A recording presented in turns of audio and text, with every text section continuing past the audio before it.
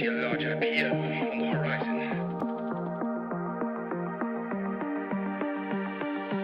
You're surrounded by journalists. Hold your position.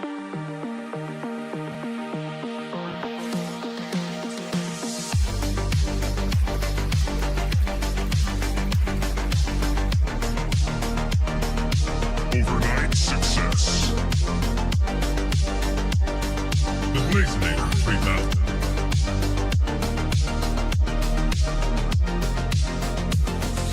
Double blaze. Right.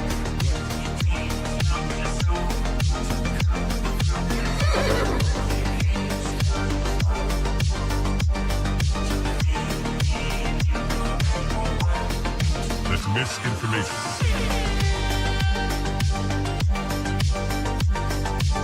Market clearing order inbound. That's just wrong. We are surrounded by journalists. Hold your position. Come, get up.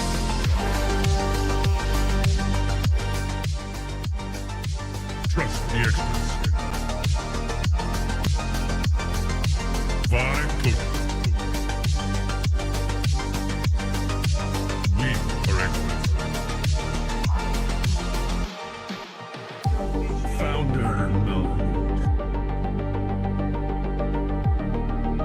Five cookies. I see multiple journalists on the horizon. Stand by. Experts. UAV online. Blaze. Double blaze. Triple blaze. Double kill. Five cooks.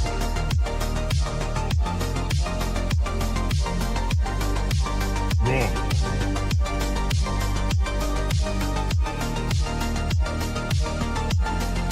Pump is up. Blaze.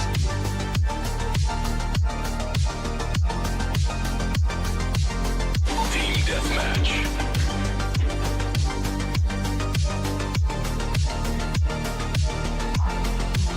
We are experts.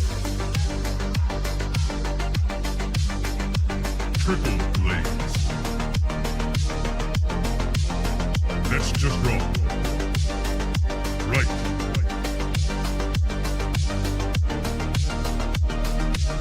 Market clearing order inbound. Come, get up.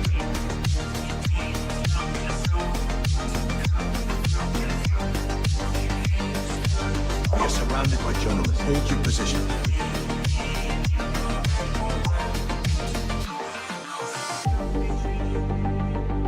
Strike one. Strike two.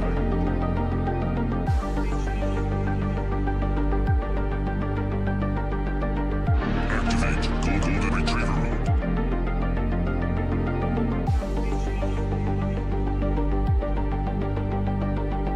Trust the experts. Market clearing order inbound. Five cooking.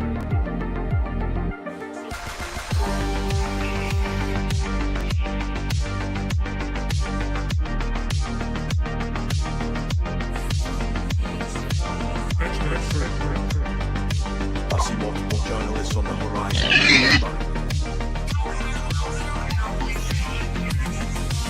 Founder mode.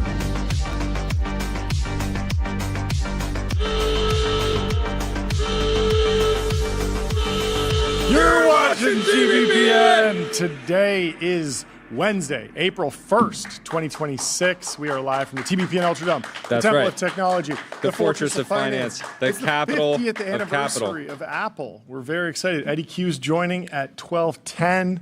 We're going to go through his story. Has to be his one of the history. most elaborate April Fool's jokes ever. Building a company for 50 years. Yeah. That is incredible. It's a really good bit. It's a hilarious It's a really good bit. Just create trillions of dollars in shareholder value. Like Just kind of as like just a prank. as a bit with It's a your prank. voice. Yeah, it's great. Yeah. I can actually hear you really well in this because I have 3 sets of headphones on now. I have headphones You over can't here, even too. tell. You can't even tell that I've got these new You have- AirPod Pro Maxes. The Pro Max, AirPod Max. That's Anyway, we are very excited that Eddy Q is joining. We're also excited about ramp.com. Time is money. Save both. Easy to use corporate cards, bill pay, accounting, and a whole lot more, all in one place. We're also excited about the rest of our linear lineup, so let's pull up the linear lineup. Linear, of do we course, got? is the system for modern software development. 70% of enterprise workspaces on linear are using agents. We have Eddy Q at 12:10. Gary Tan's coming in. We have Aaron Terrazas using fresh data signaling. He's got fresh data signaling a rebound in small business hiring and labor market activity. Love it. We have From Gusto. Pratap from Arena Physica. Oh, we printed on both sides. Abhishek Das. Okay. Got a new product turning web agents from monitors into autonomous task executors. And of course, Gary Tan, Yeah. as John Closing said, out with a new line of code VC world champion. fundraise. Yeah, line of code world champion. I think a lot of people have questions about, how much is Gary doing himself? What does he think about the future for YC companies? I think no one really disputes the question that in the vibe coding world, the role of a startup changes, the roles change, everyone's sort of coding, pushing code. Very interesting to hear, YC's typically, gone after teams that are like highly technical. Does that change in the future? There's a lot to answer. And of course, we'll be digging into GStack and Gary's list and then trying to understand what the goal is there, what's real, what's a meme. He's obviously trolling people.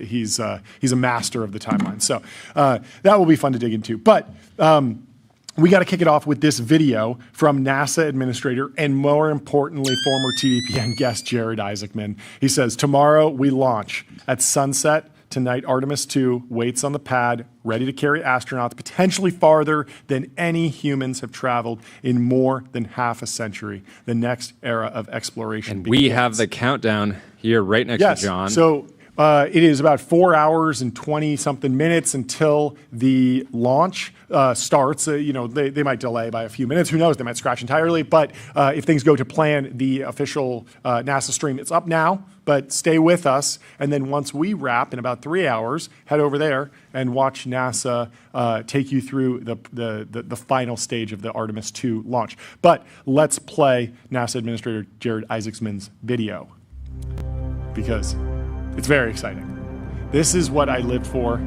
as a young child and what I live for to today. Kennedy Space Center sending on for the first human moon mission in more than 50 years. 50 years. Very, very, a lot of people have been going back and forth, SpaceX versus SLS. I think it's more rockets, the better. More space launch capacity, the better. I want 10 of these companies. I want them all to be successful.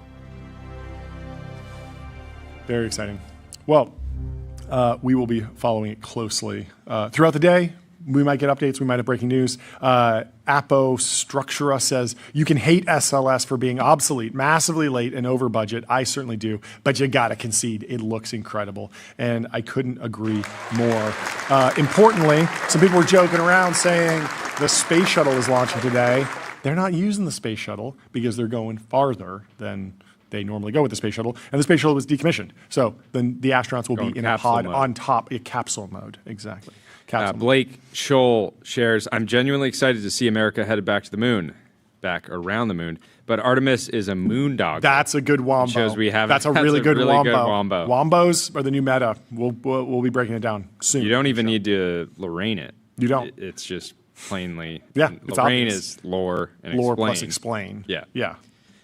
Remember that Apollo did not result in durable progress in space. It marked a literal high point for more than half a century. The cost of space access remained prohibitively high until we had a rebirth of space entrepreneurship. Thank you for showing the way. SpaceX. Apollo was history's greatest tech demo, the moon landing. This is inspiring. It shows the triumph of ingenuity, science, and reason.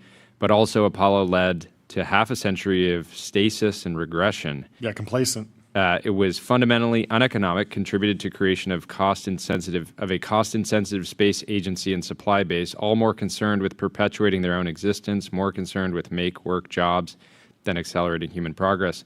Now we're going back to the moon essentially the same way we did in 1969. Again, uneconomically, again with central planning. A disposable rocket, no answer to how we create a self-sustaining lunar economy.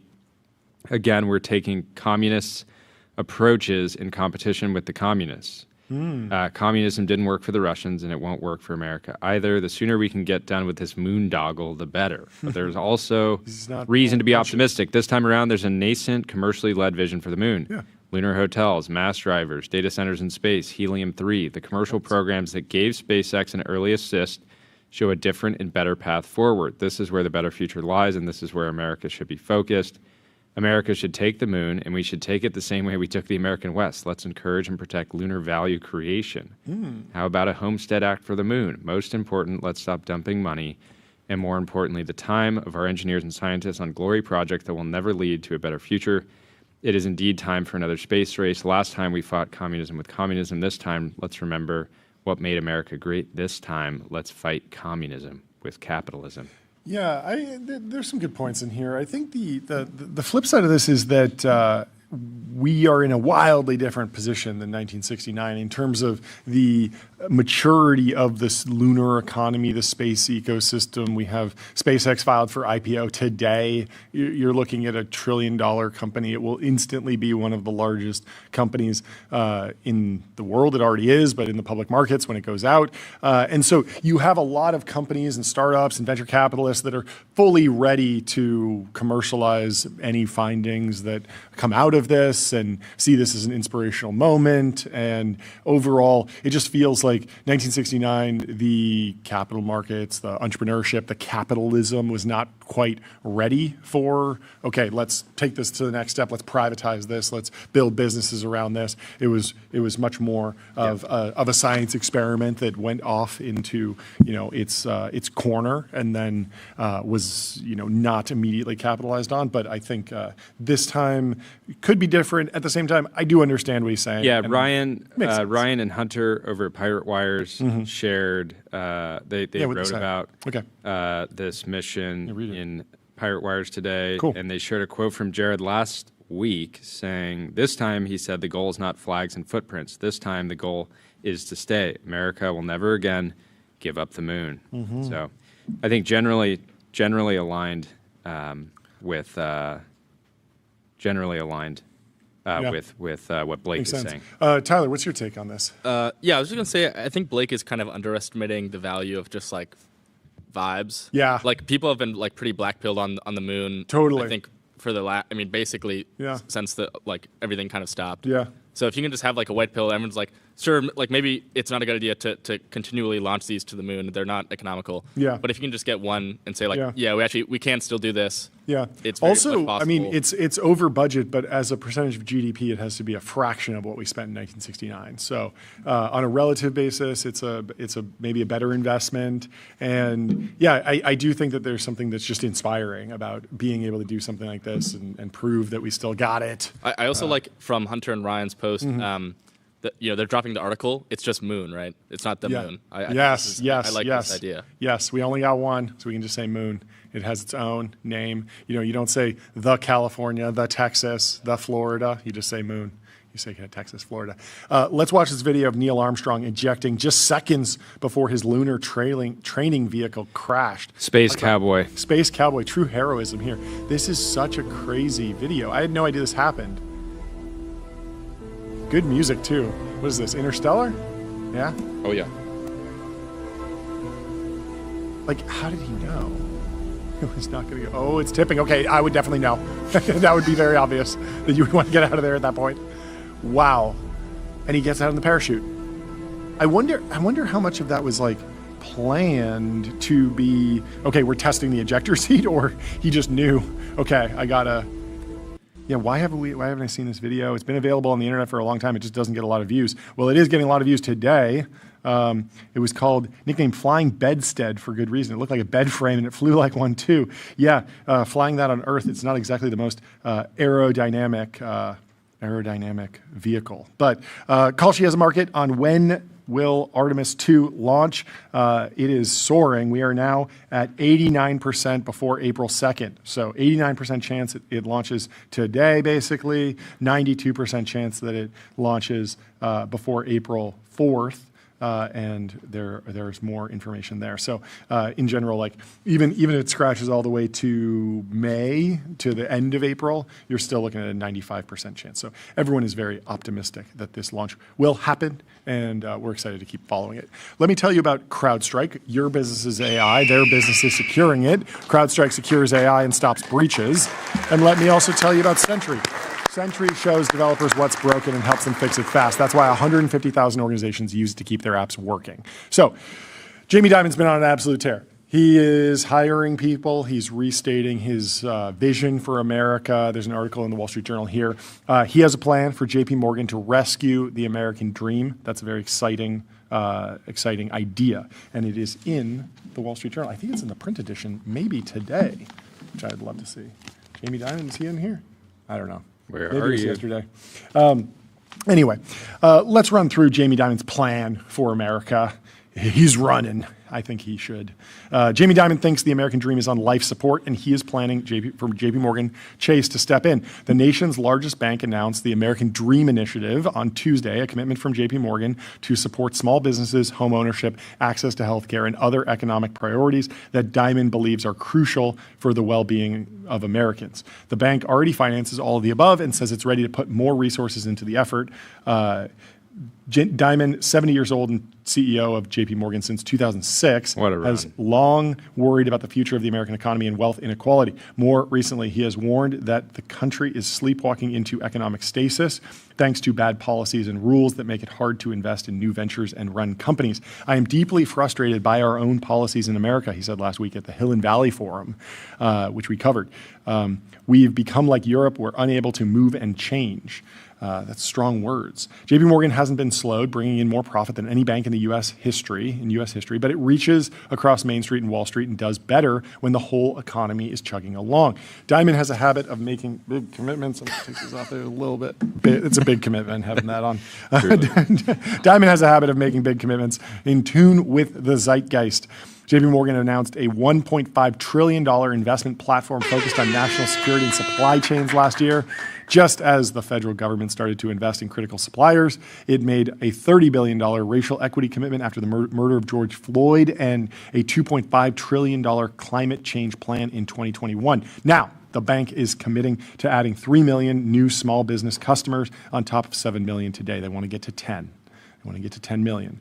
And it wants to lend them up to $80 billion over the next 10 years through loans and support for community-oriented banks and investment funds. The bank reported $33 billion of loans to small businesses and other customers at the end of 2025. So they want to expand significantly. It's just a 30% bump in total number of small businesses, but they want to basically triple the amount of the loan book broadly.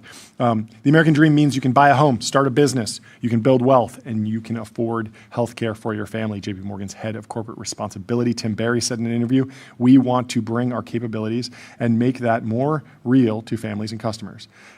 Barry, the chief operating officer, said they're helming the new American Dream Initiative and acknowledged that a lot of it isn't really new. JP Morgan has been looking to grow deeper roots in the cities and towns where it does business, rolling out specialty branches focused on community education for years. It has invested big in cities where it has found business-friendly leadership, including Detroit and San Francisco.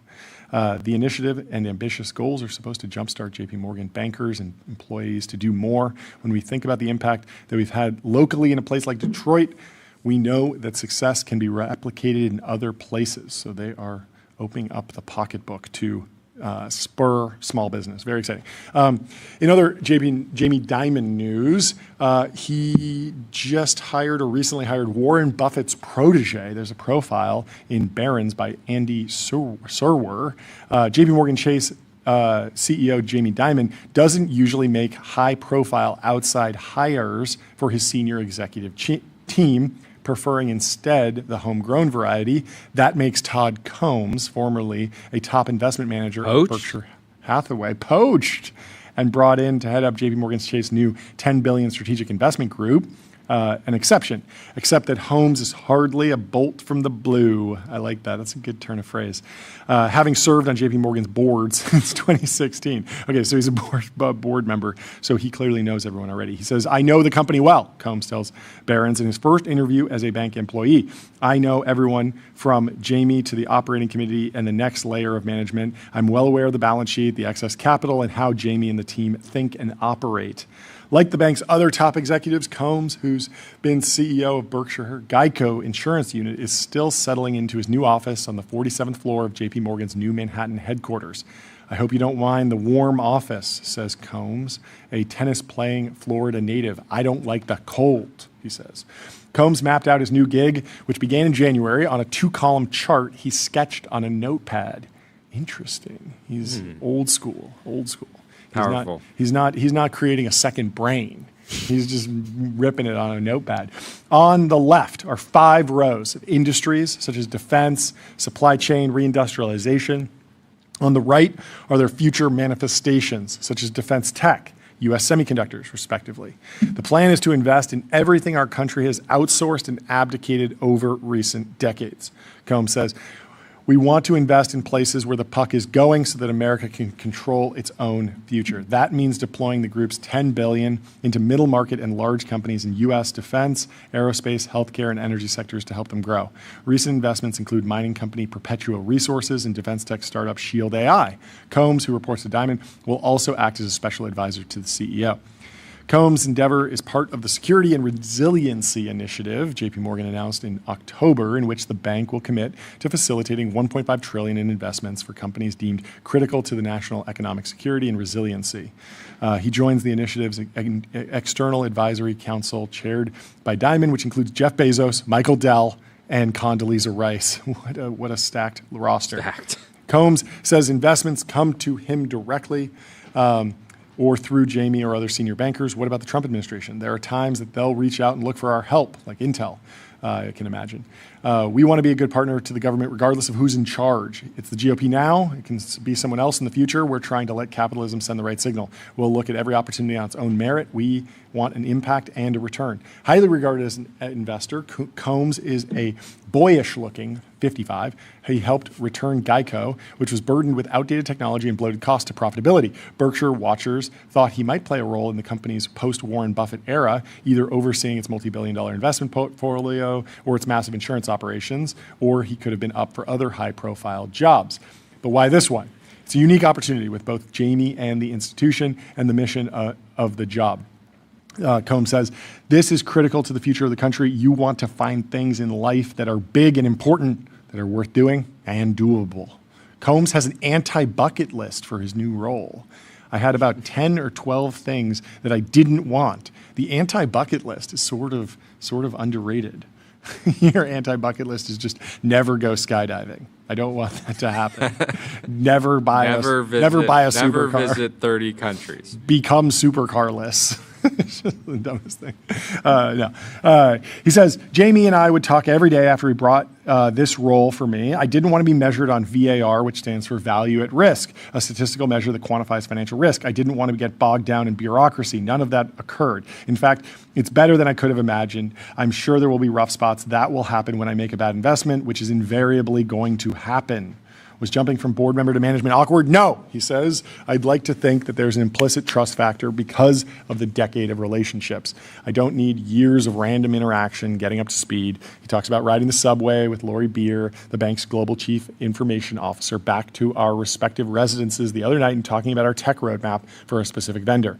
We're being pitched on a $500 million deal and walking it down the hall to Troy and Doug, the co-CEOs of JP Morgan's commercial and investment bank. As for Combs' role as a strategic advisor to Dimon, he says that's about looking at the bank's operation from an outside perspective.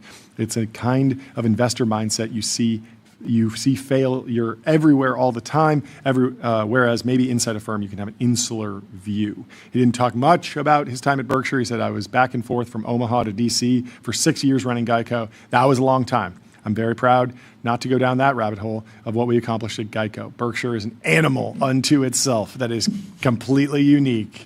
I like that he's probably just saying like it's a unique animal, like it's a unique species, but I like to think that he's like it's an absolute animal.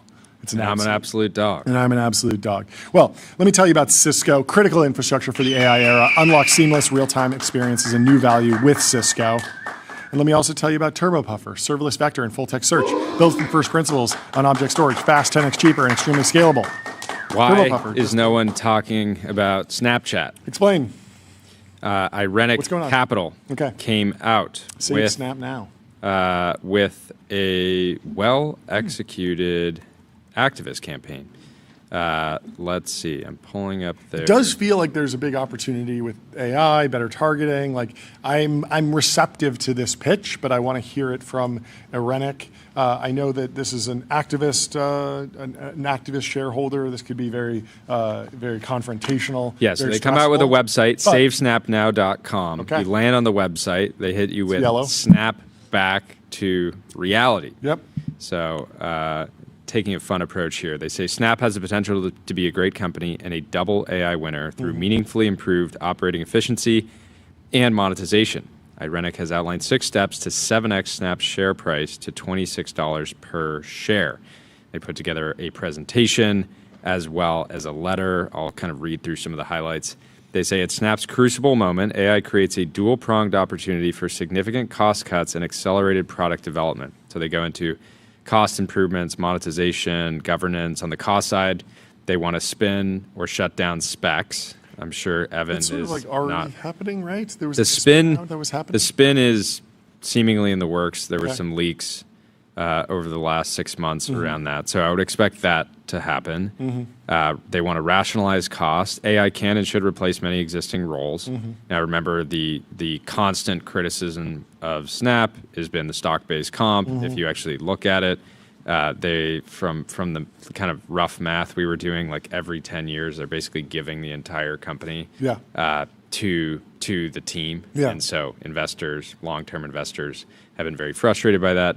And it always has been weird because I understand that, like back in the day when they were competing directly with Twitter and Meta and Instagram and Reddit and all these different upstart, high growth social networking companies, I believed the talent war thesis. It makes sense that they would have to probably pay top dollar, but you have to imagine that as the business has stabilized, there are people that would come into the organization that would be happy to just have a salary and just do the work because it's better than working at another company. It's not necessarily like the AI talent war or that the social media talent war that I'm sure happened back 10 years ago. It's a different time, so maybe different structure. Yeah, so Save Snap Now is recommending a 1,000-person RIF to get fit and competitive and to empower your highest performers.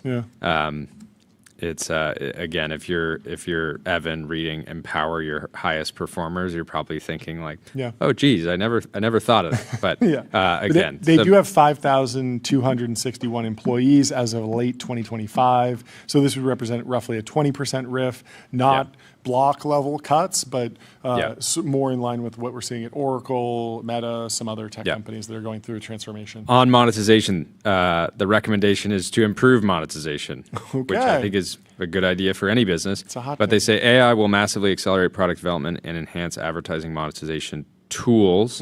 Again, everyone by this point should be well aware that Meta has done a fantastic job in leveraging AI, ML to just make a better and better and better ads product. And they say product-led improvements across users, advertisers, and subscriptions to break out of Snap's monetization ceiling. And then they say deploy AI properly, monetize Snap's proprietary AI data sets, and then concentrate AI partnerships on clear winners like Gemini, OpenAI, and Anthropic. Again, Snap partnered with Perplexity, and it seemed like Snap got a fantastic deal out of that. It was something like a $400 million deal, if I remember correctly. Some of it was stock in Perplexity, but there was a huge cash component. And unclear if the other companies mentioned, Gemini, OpenAI, or Anthropic, would have been able to match that, how aggressive Perplexity was getting. And so it's possible Snap's logic was, hey, we can do this deal with Perplexity, and then it's native in our app. It's easy enough to swap it out at a later date. Let's like basically take the cash while we can get it. Yeah, I saw this post from Sean Frank that somewhat relates. He was talking about one of our sponsors, AppLovin, which I will tell you about in a second. But he said, in less than 12 months, I've spent $2,872,000 of my own money profitably on AppLovin. I don't own the stock. I don't trade the stock. This is the net amount that left my bank account. And he shares a couple other points, and he says he's spending $17,000, so $2.8 million on AppLovin, clearly like a scalable, large platform. Spent $17,000 on Pinterest, $266,000 on Reddit. You have to imagine that meta ads are up there, but the question is like, for a lot of advertisers, Snap has not become this like, oh, sure, maybe you don't get, maybe it's not going to be your number one platform, but it's like in the marketing mix very regularly. And I think a lot of that should start working. Yeah. Even if the pool isn't super deep, even if you don't have 99% of your customers there, maybe only 20% of your customers are there. But even if they're there, you should be able to find them, and AI can help that. And so I would expect that if this works, you'd see like really solid data from Ridge saying like, oh yeah, we're spending on Snap. Yeah, and they've been experimenting with Snap as far back as 2018. I'm sure. When I was hanging out with Sean and Connor back then, they were getting results on Snap, but there was a ceiling. Yeah. So then finally they want to, on the governance side, commit to investing in safety and capital return, use newfound cash and profitability to further invest in privacy, safety, and parental controls, and allocate new cash flow generation to capital return and demonstrate conviction in Snap's creation. Yeah, it's interesting on the parental control and safety side. I think Snap has been able to stay out of at least Lanier's targets. Oh, they ended up settling. They settled before it went to trial. Oh, okay. Meta and Google fought it.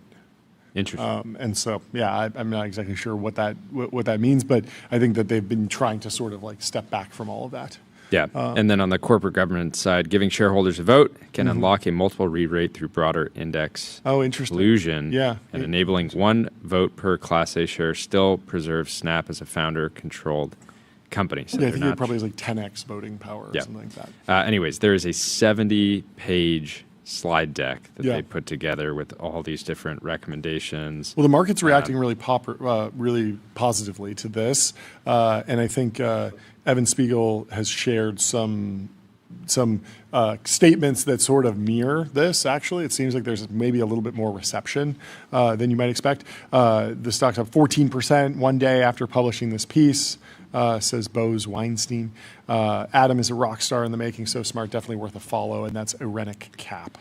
Carried no interest, gave some feedback on Irenic. He said, a few critiques, feedback. Daily opens are not equal to time spent on app. AppLovin and Meta clearly have higher time spent on app, and therefore parity on monetization is flawed. Arguing that Snapchat can hit targeting levels of Meta is farcical. The amount of data that Meta has on me versus Snapchat is astronomically different. I guess I'm open to being proven wrong since you compare it to AppLovin, who IMO has always used other targeting sources. Sure. 3, proprietary data slide is a one-time flash in a pan moment. Sure, some companies are selling deranged amount of data, but that's not lasting MRR, ARR monetization, although it is fair to call them out on it. I like the monetization per user slide. I think my feedback around Snap's ability to monetize relative to those peers stands. Literally, screen time is much lower, and you don't have data for targeting the way peers do. And what else was relevant? Calling out the founder's net worth growth was either god tier, petty, or brilliant, or some combination of both. Fun presentation.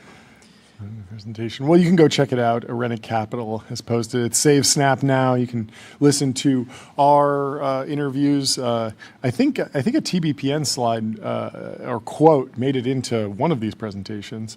Which is very where fun. Was it? I think we're in there. It was on the slide. AI should be an accelerant for Snap's core ads business. So Zuck had said on Q4 earnings, he said, we're also working on merging LLMs with the recommendation systems that power Facebook, Instagram, Threads, and our ad system. Our world-class recommendation systems are already driving meaningful growth across our apps and ads business, but we think that the current systems are primitive compared to what will be possible soon. Adam at AppLovin said, if we believe that AI technologies are going to be 2 times more efficacious in 5 years, just based off of that, if we do our job right, our system is going to be 2 times more predictive for its task, the sequence of problems that it's predicting in 5 years. And Evan said, our Smart Campaign Solution Suite, including Smart Targeting and Smart Budget, uses AI to identify incremental high-value audiences and dynamically allocate spend across objectives, reducing the need for manual setup and ongoing optimization. And then in our interview, they highlighted Evan saying, as you look at glasses in the near term, I wouldn't expect AI to be a major accelerant.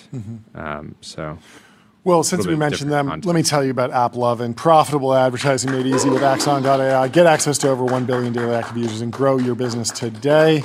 And let me also tell you about Figma. Agents, meet the canvas. Your AI agents can now create and modify your Figma files with design system context. It's in beta already. Yeah, so anyways, closing this out, Yep. Irenicus clearly thinks that, he says specifically, Snap is a special asset. He thinks it has a ton of potential. He's overall positive. He just thinks he really wants them to get in the game. And I think that, honestly, a lot of people have felt the same way over the years, but have just ultimately been frustrated because some of these things that seem somewhat straightforward just haven't been done. Okay. I got to go back to the moon. We're going back to the moon. I'm going back to the moon because Artemis 2 is launching in 3 hours and 52 minutes and 4, 3, 2, 1 seconds.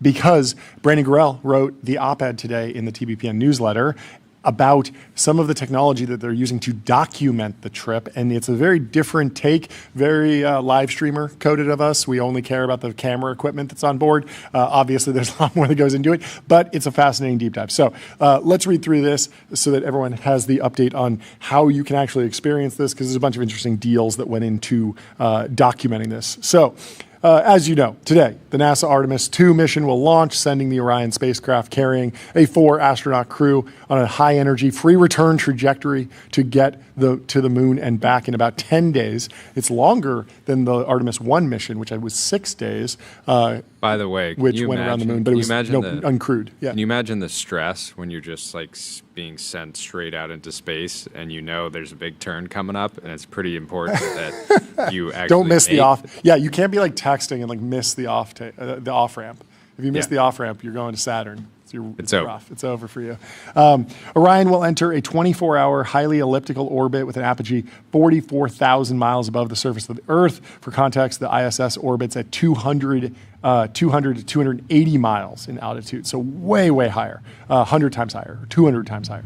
During the first day, the crew will test critical life support and communication systems. After reaching its apogee, Orion will essentially fall backward towards our planet. This will cause the craft to start picking up massive speed. If you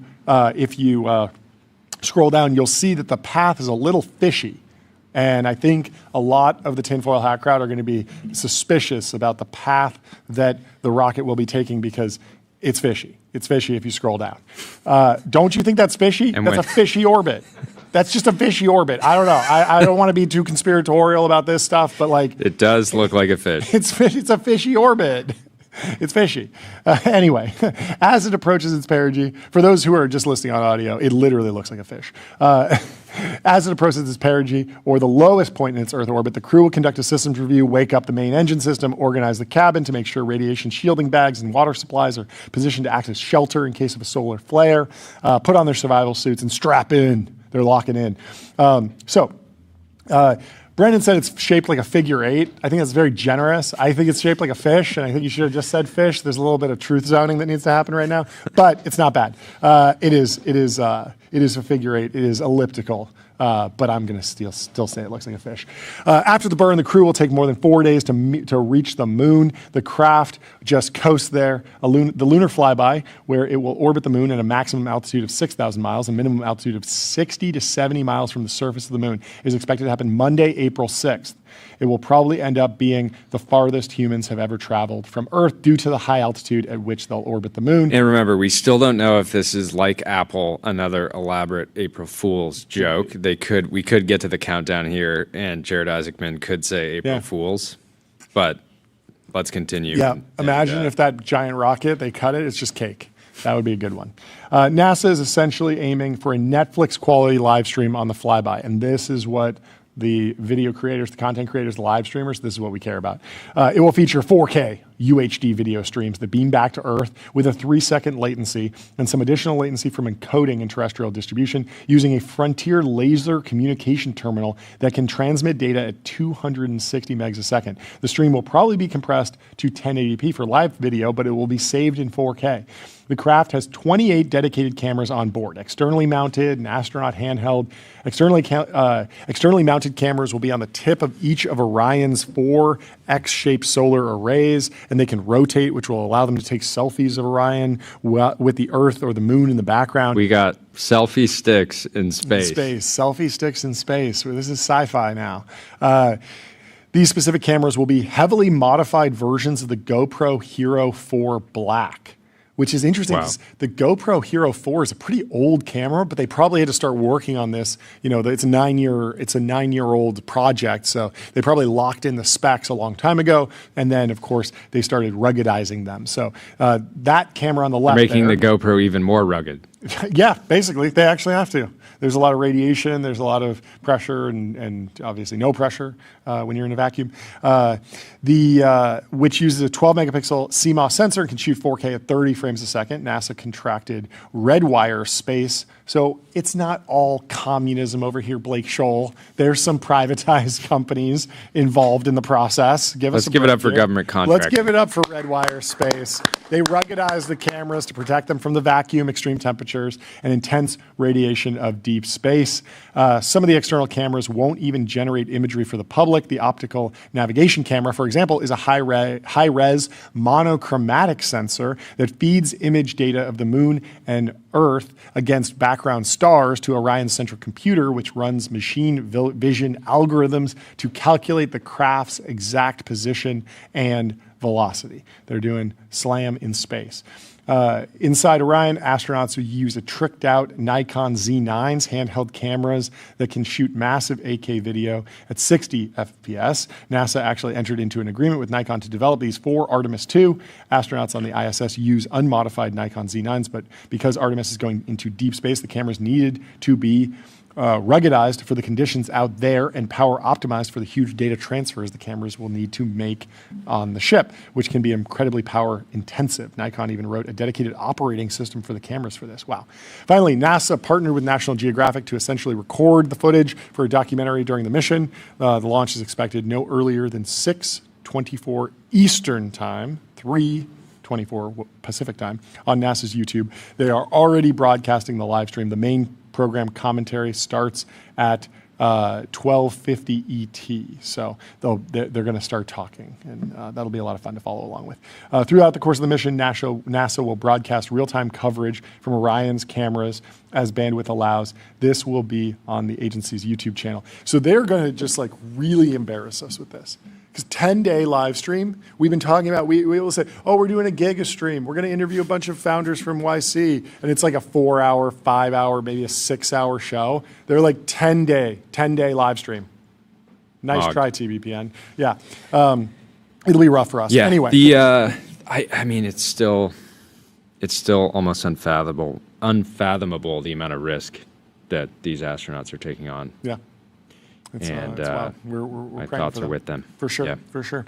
Let me tell you about Gusto, the unified platform for payroll, benefits, and HR built to evolve with small and medium-sized businesses. And let me also tell you about Vibe.co, where D2C brands, B2B startups, and AI companies advertise on streaming TV, pick channels, target audiences, and measure sales just like on Meta. So, the Kit Kat heist. This is the story you all have been waiting for. Kit Kats, the candy bars, were stolen, and in massive quantity. The Wall Street Journal has a story of how the company reacted, how they turned a massive Kit Kat heist into crisis PR gold. We've seen this before. People were talking about Tucker Carlson having his nicotine pouch shipments stolen and how it sounded like the plot of a new Fast and Furious or Zoomer Fast and Furious movie. Well, something similar happened to Kit Kat, and they took advantage of it and made the best out of it. So Kit Kat, of course, is owned by Nestle, but let's dig into what the Wall Street Journal had to say. Just how much are 12 metric tons of stolen Kit Kat bars worth? A lot of promotional gold, it turns out, says the Wall Street Journal. It was the brazen chocolate heist heard around the social media world. Oddly, This is the first time I'm hearing of it. I don't know why. I don't know how I missed this. Had you heard of this before? Yes. You had? Okay. Yeah, I've seen this. I literally found out about this in the Wall Street Journal. I don't know why. I only heard about this in the reaction. But anyway, it's an interesting story. Over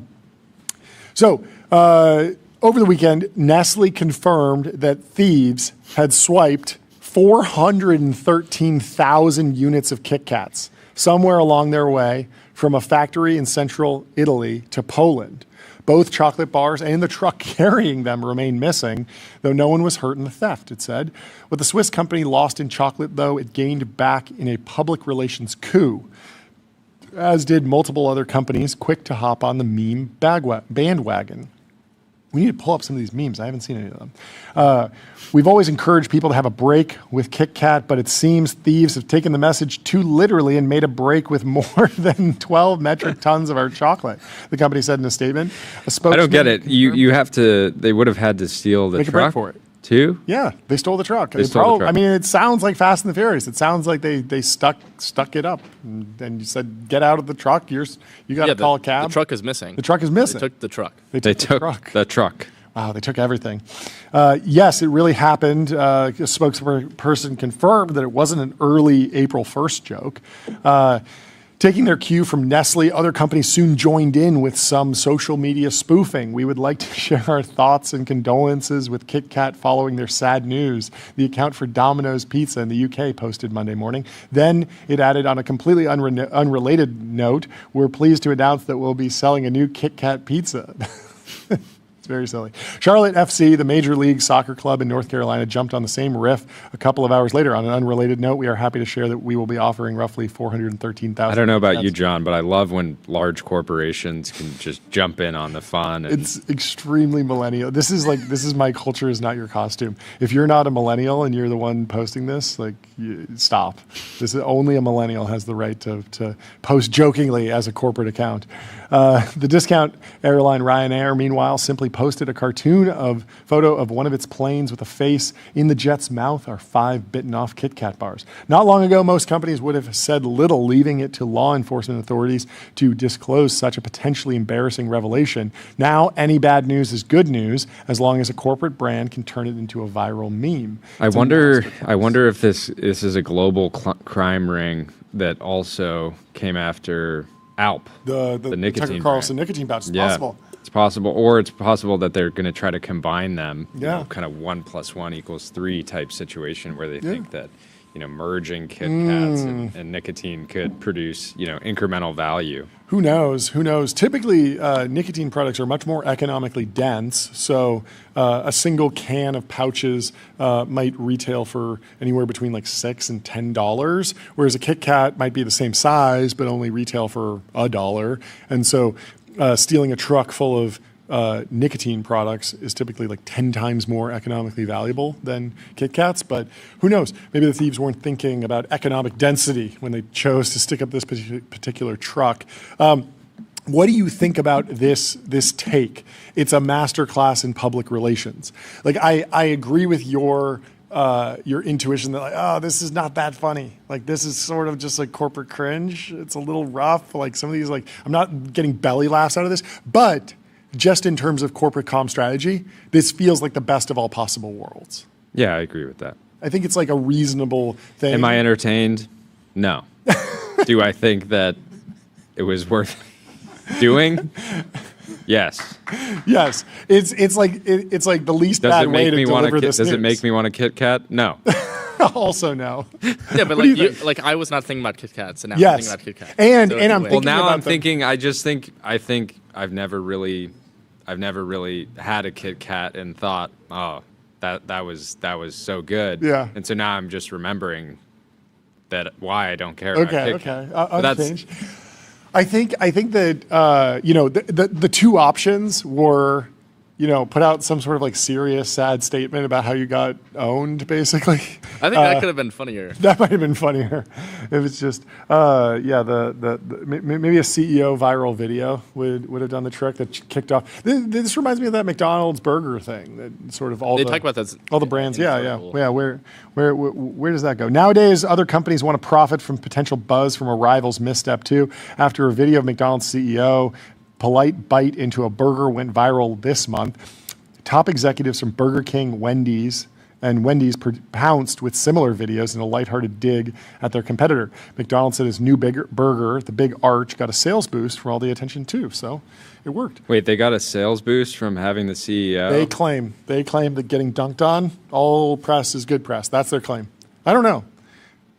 It doesn't seem crazy. Like, you know, we found out about the Big Arch. We talked about the Big Arch. We sort of processed the value prop at least.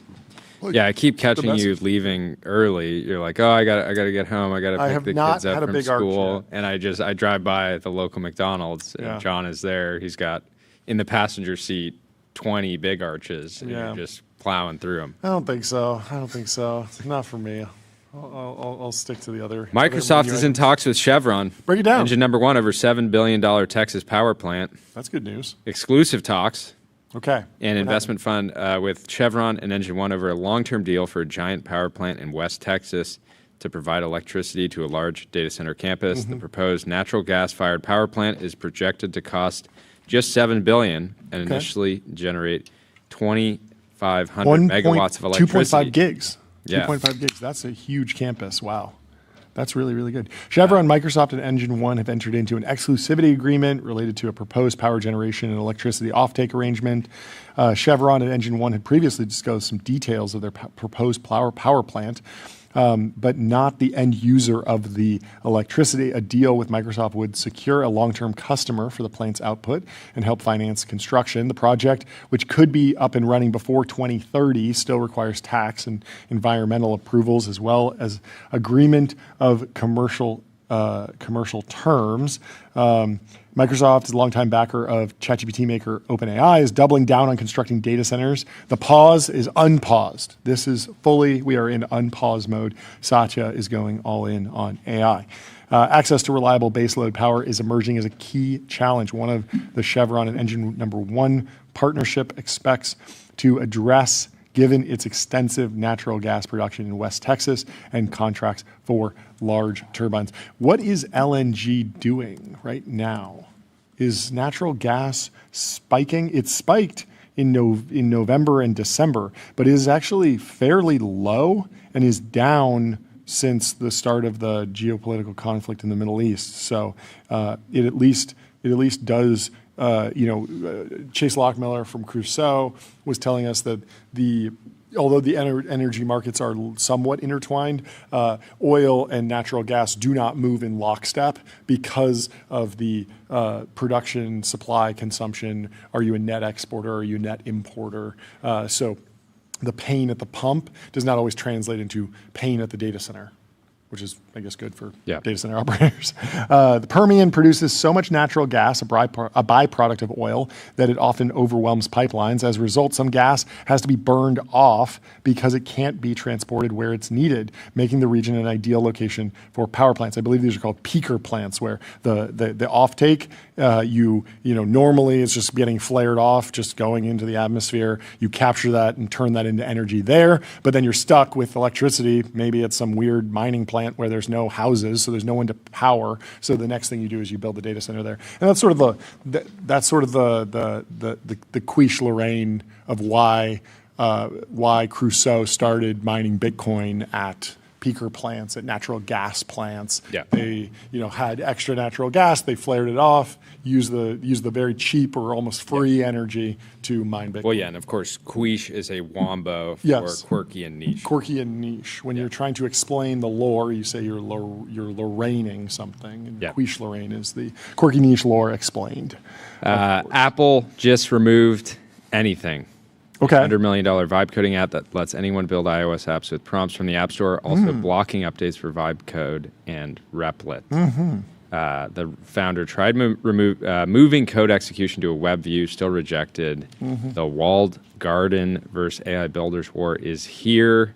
So Apple has been saying, according to some reporting in the information, that they don't have anything against vibe coding specifically, but the apps still have to adhere to guidelines. Yeah, and this particular policy has been in place since like the start of the App Store. I remember Facebook, dealing with this when they launched their initial mobile app, which was it was an app, but it would load a lot of HTML, and it was like, and that was sort of slow. They went back and forth, but there was always a question about like how much custom code could Meta or Facebook at the time serve within the Facebook app? Like, could you have Farmville exist as its own app on the Facebook mobile app platform like it did in the Facebook desktop app? So when you loaded Facebook on desktop, you could load Farmville basically as like an iframe, and the Farmville developers, Zynga, could change Farmville, add upgrades, do whatever they needed to, and that would all be vended through Facebook.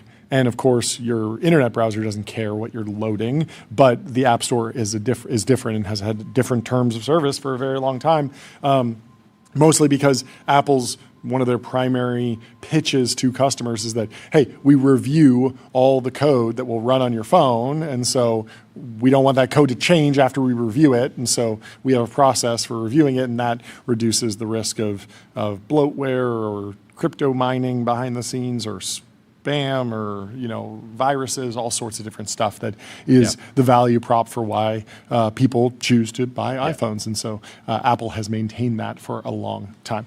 Let me tell you about Phantom Cash. Fund your wallet without exchanges or middlemen and spend with the Phantom Card. And let me also tell you about Shopify. Shopify is the commerce platform that grows with your business and lets you sell in seconds, online, in store, on mobile, on social, on marketplaces, and now with AI agents. Specifically mentioned guideline 2.5.2, which is the rule anything apparently violated. Apps should be self-contained in their bundles and may not read or write data outside the designated container area, nor may they download, install, or execute code which introduces or changes features or functionality of the app, including other apps. Educational apps designed to teach, develop, or allow students to test code may, in limited circumstances, download code provided that such code is not used for other purposes. Such apps must make the source code provided by the app completely viewable and editable by the user. Anything launched on iOS in November with no issue, and the tool has apparently been used to publish thousands of apps in the App Store. You can imagine Apple being like, this app is pushing so many other apps into our review process. We gotta make it stop. The app lets users create and preview vibe code apps on the iPhone, and it raised $11 million at a valuation of $100 million back in September. Apparently, Apple had been blocking updates to the app since December, so it's been basically a full quarter that it was frozen. But clearly, users are excited about the product, so I hope they can work something out quickly. Well, global venture capital dollar volume has incredibly spiked. Look at this chart. A bunch of interesting things about this chart. So, Market clearing order inbound. Indeed. It's pretty loud. So Ryan Hoover shares the chart from Crunchbase here. Q1 2026 was absolutely massive, with global venture capital dollar volume spiking from just over $100 billion to almost $300 billion. So a massive, massive growth. A lot of this is OpenAI and Anthropic, but even if you remove those two rounds, it's still up 40% quarter on quarter. What's interesting to me about this is what has been happening for the last 10 quarters before Q1 2026. Like, it's felt like a funding boom. It felt like we had the ChatGPT moment at the end of 2022. 2023 was the start of like, okay, let's lick the wounds from the ZERP era and start ramping up venture capital. We saw new funds raised. We saw more deployment, tons of up rounds. We're always hitting the gong, and yet that the prior trend line was pretty flat prior to Q1 2026. It feels like venture is still in this like K-shaped dynamic. I don't know. Yeah, I mean, the answer here is that this is not venture at this point. Yeah. That's a big factor, right? You have the biggest companies in the world investing tens of billions of dollars into single companies. Yeah. And so, of course, the chart looks insane because this is the largest private financing ever. Yeah. Is Julie Black getting the scoop of the day? She says, new funding, new model, new policy push. I think it's a scoop. She says exclusive. Hold it up, OpenAI Tyler. preps Hold it up, policy Tyler. push. She says OpenAI will begin releasing a series of policy proposals next week meant to spark conversation about how to rethink the social contract. It's going to be an interesting year. Yeah! She asked the question, is OpenAI's chief futurist prepping for a major breakthrough or just another hype cycle? And you can go and read this on Vanity Fair. Vanity Fair, the tech publication? Yes. I mean, Julia covers tech very well. Very, very well. There's a lot of good stuff. Metab over at OpenAI says, we are excited to share a new paper solving 3 further problems due to Erdos. In each case, the solution was found by an internal model at OpenAI. Each proof is short and elegant, and the paper is available here. So there's a breakthrough for you. Yeah, Prinz asks, would you be able to comment on the delta between the unreleased model and GPT 5.4 Pro? I'm reading correctly. You tried fewer than 10 identical prompts for each of the 3 problems with GPT 5.4 Pro, and that GPT 5.4 Pro got the first problem correct twice, the result which you link in the paper, plus one other similar solution. The third problem corrected twice. Interesting. I saw another interesting paper from Google that apparently just repeating the prompt twice improves LLM performance. Did you see this, Tyler? So if you say like, you are Shakespeare, write me a poem, because of the way the tokenization works, like when it first processes that it doesn't know, it starts thinking and it doesn't necessarily know what's coming, right? It doesn't know that Shakespeare's coming. So if you just repeat the exact prompt twice, it improves performance on a bunch of different benchmarks. And it's this funny paper because it's like something that anyone could just do at home. It's like the classic like prompt engineering thing. Yeah, that's interesting. I mean, you would think that wouldn't work, right? Because like still, like, you like attend to all the previous tokens at the same time, right? This is the whole thing. Yeah, you would think so. I don't know. Yeah, but I remember like early on, there was all these things where, you would prompt like, you are Shakespeare, write me a poem, and it'd be a way better poem than if you said, write me a poem, right? Or like pretend that you're Terrence Tao when you solve this math problem. Yeah. It's way better, right? Yeah.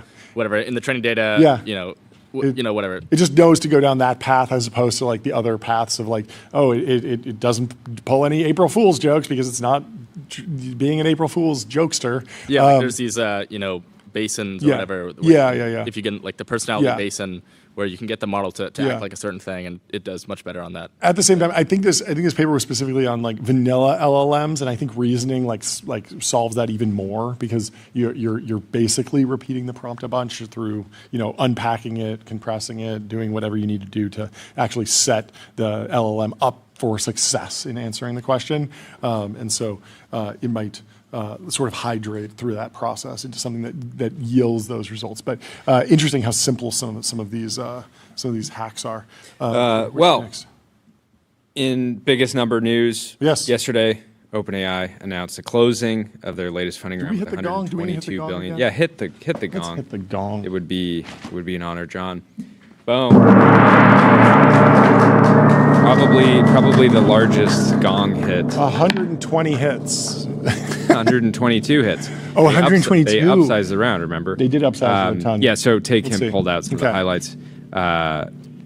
Post-money valuation of $852 billion. NVIDIA remains the foundation of our infrastructure, our training fleet, and the majority of our inference stack to continue to run on NVIDIA GPUs. We are now generating $2 billion in revenue per month, raising over $3 billion from individual investors. ChatGPT is the overwhelming leader in consumer AI with more than 900 million weekly actives and over 50 million subscribers. Our ads pilot reached more than 100 million in ARR in under 6 weeks. Momentum is just as strong on the enterprise side, which now makes up more than 40% of our revenue and is on track to reach parity with consumer by the end of 2026. Codex now serves over 2 million weekly active users, up 5x in the past 3 months, with usage growing more than 70% month over month. And they talk about the vision for a unified AI super app, one app that lets you basically access every product that OpenAI is making. So ChatGPT, Codex browsing, and other agentic capabilities. Yeah, I'm very excited about linking Codex to ChatGPT in some way because right now there's really, I mean, you can sort of set reminders, but there's very little that you can do if your question requires building some sort of like small system.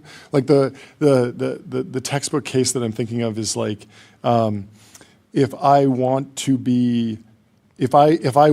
like a deep research report of, you know, how the Artemis mission did when the astronauts land, I'm probably going to see that on social media. But what about just automatically letting me know 1 year from today, remind me that the Artemis 3 mission is coming, give me, you know, an estimated, are we on track, pull all the news that I probably won't be following that closely because I'm not like a daily consumer of space news, but I might be interested later. There's all these different things where you could track things, but you need to build something that just sort of runs. We're entering a new era. Yeah. Our astronauts are now Twitch live streamers. Are they on Twitch? No.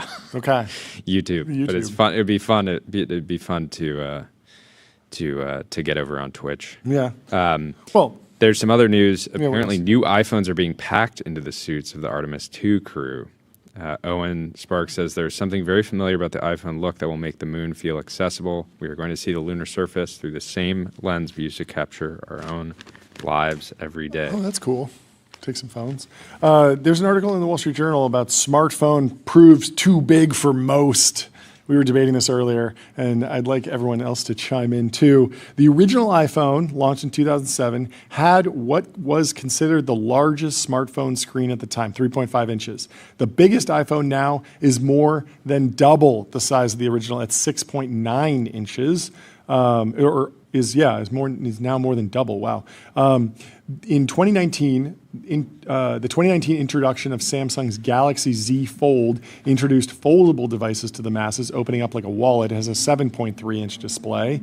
And Samsung Galaxy Z Trifold in 2026, when fully opened, unfurls to roughly the size of an iPad.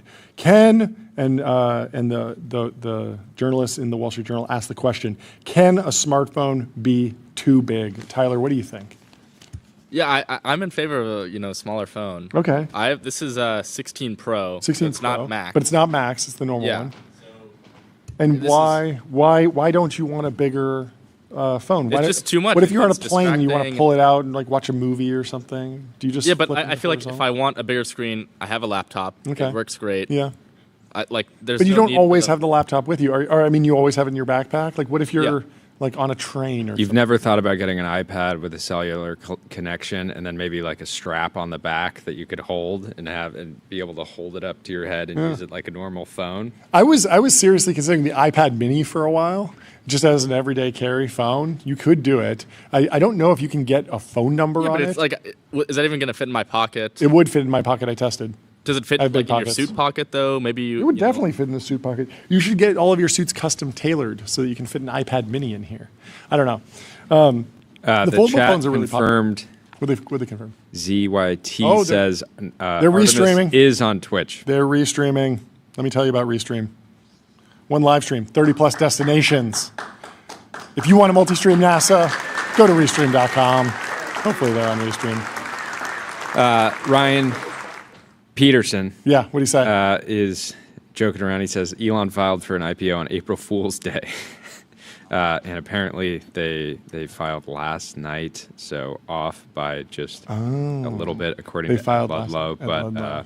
But yeah, on But pace the news for did a go June on pace for the kind of June listing. June listing. Okay. Yeah, we'll have to track that. That will be fun. I think a lot of people are really excited. Should be good.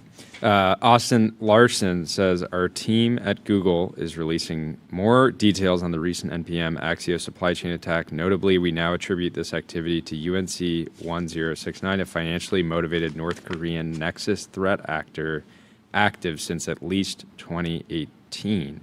We made this attribution based on their use of Waveshaper v2, an updated backdoor previously used by the group, alongside clear overlaps in C2 infrastructure. Check the blog, and they wrote more about it on cloud.google.com. And yeah, we also have we also have an expert from CrowdStrike coming on the show tomorrow. Adam Myers is going to come on and help us break it down, which we're very excited for. In a note to staff this morning, shared with Max Tawney over at Semaphore, Business Insider said it is giving out a new quarterly AI award for best use of AI at the company. The winner gets $400. As soon as we talked about this morning, Tyler asked us to create a similar award, seemingly signaling that he's quite confident. You think you can win this one, Tyler? He could take it home every I'm feeling quarter. pretty confident right now. We'll see. Once the incentive goes out, right?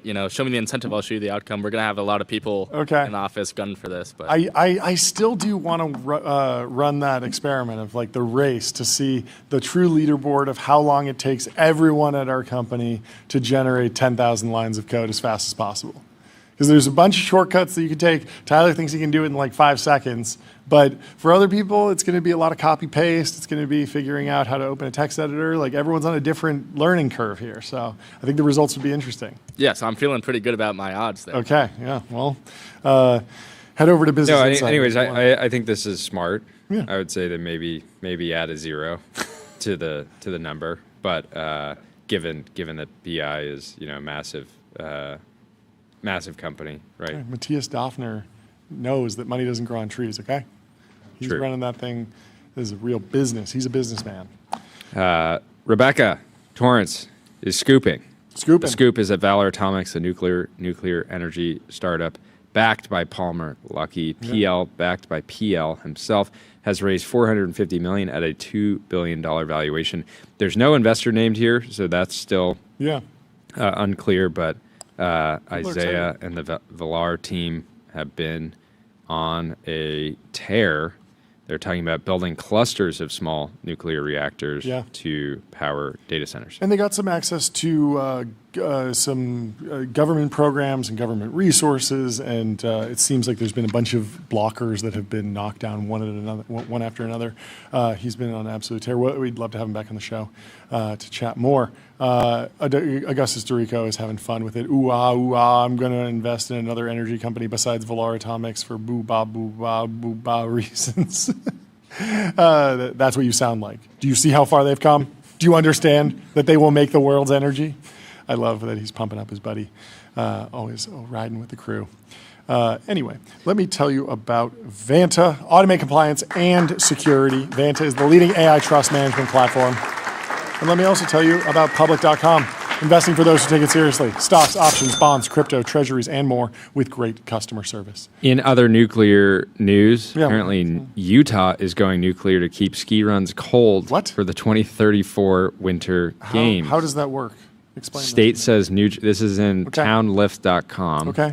State says neutron-based atmospheric technology could lower ski run surface temperatures by up to 20 degrees and offset drought impacts through enhanced snowpack retention. Interesting, because when you've given your case for Alaska historically, you've talked about how with abundant nuclear energy, you could take an otherwise cold area and just warm heat it up. But they're thinking about cooling things down. State officials confirmed Wednesday that Utah has entered a $1.2 billion agreement with a Vienna-based energy consortium to install 3 micro-nuclear reactors along the Wasatch Mountain Range as part of an unprecedented effort to stabilize snow conditions on Utah ski slopes ahead of the 2034 Olympic Games.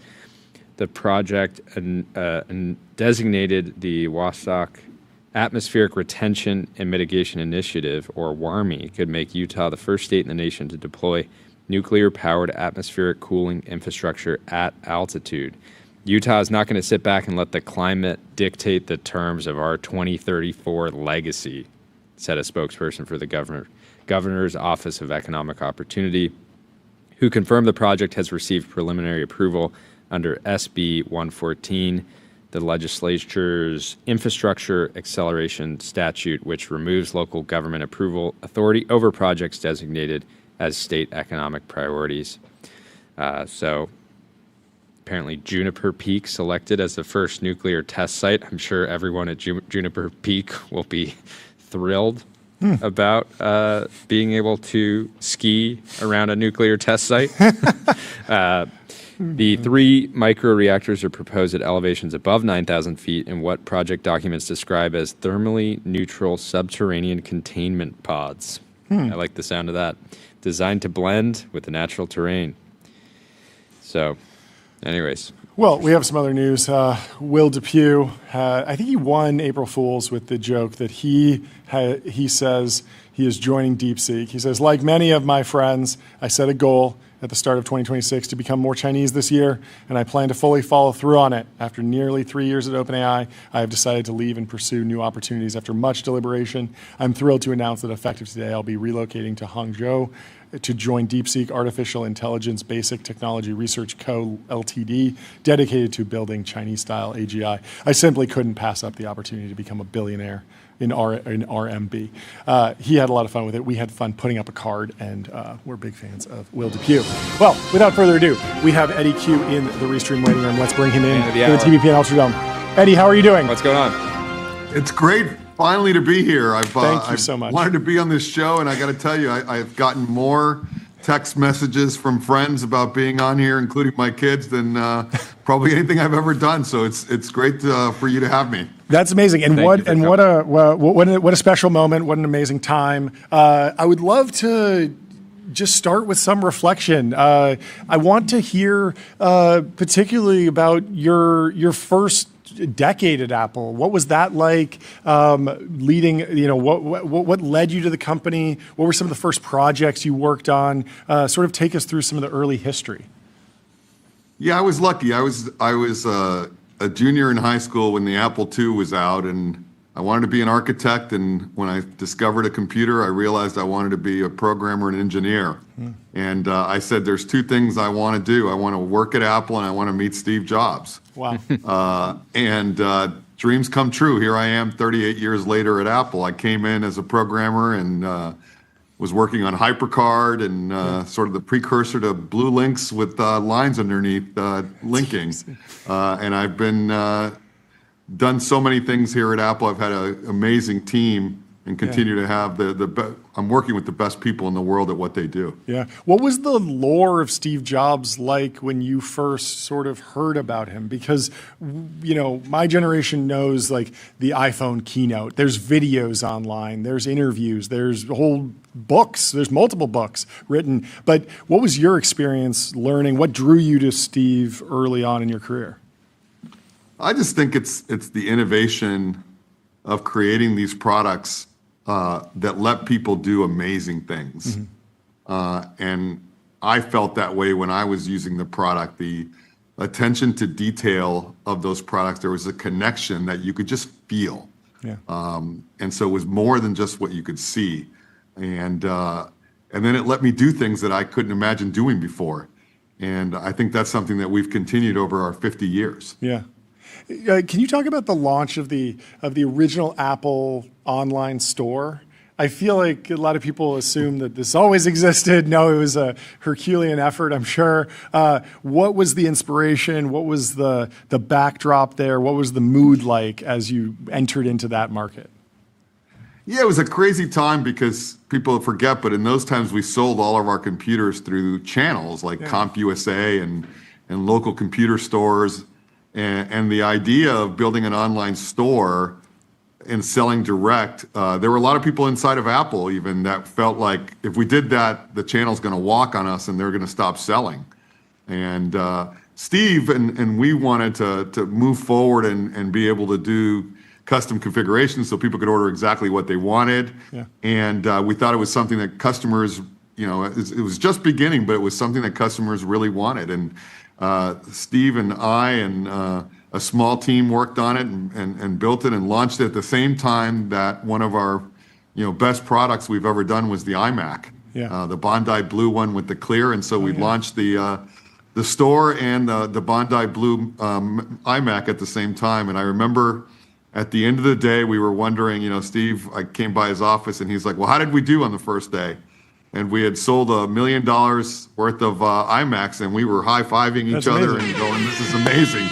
How did you drive people to did you just have apple.com? Were people already typing in apple.com? Like, how do you tell people that a website is launching before you can go viral on social media or do live interviews on, how do you promote this?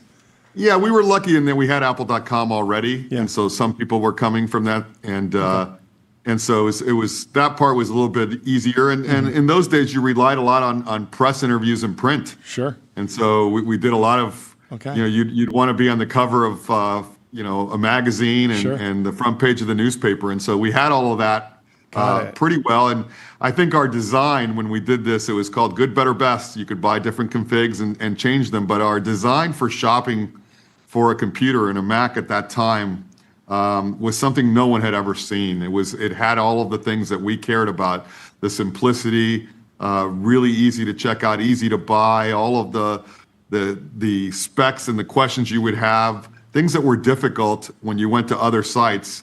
I thought we did a great job, and it really resonated with customers. Yeah, can you help me understand, like, the services division of Apple is massive. It's a huge growth engine. There's so many interesting pieces of that. I want to go into a lot of those. But when was the first time in your career that you realized that there was something that you could sell or actually turn into a business line that was not a physical product and would live in this services category? When did services even become like a division or a concept or an opportunity at Apple?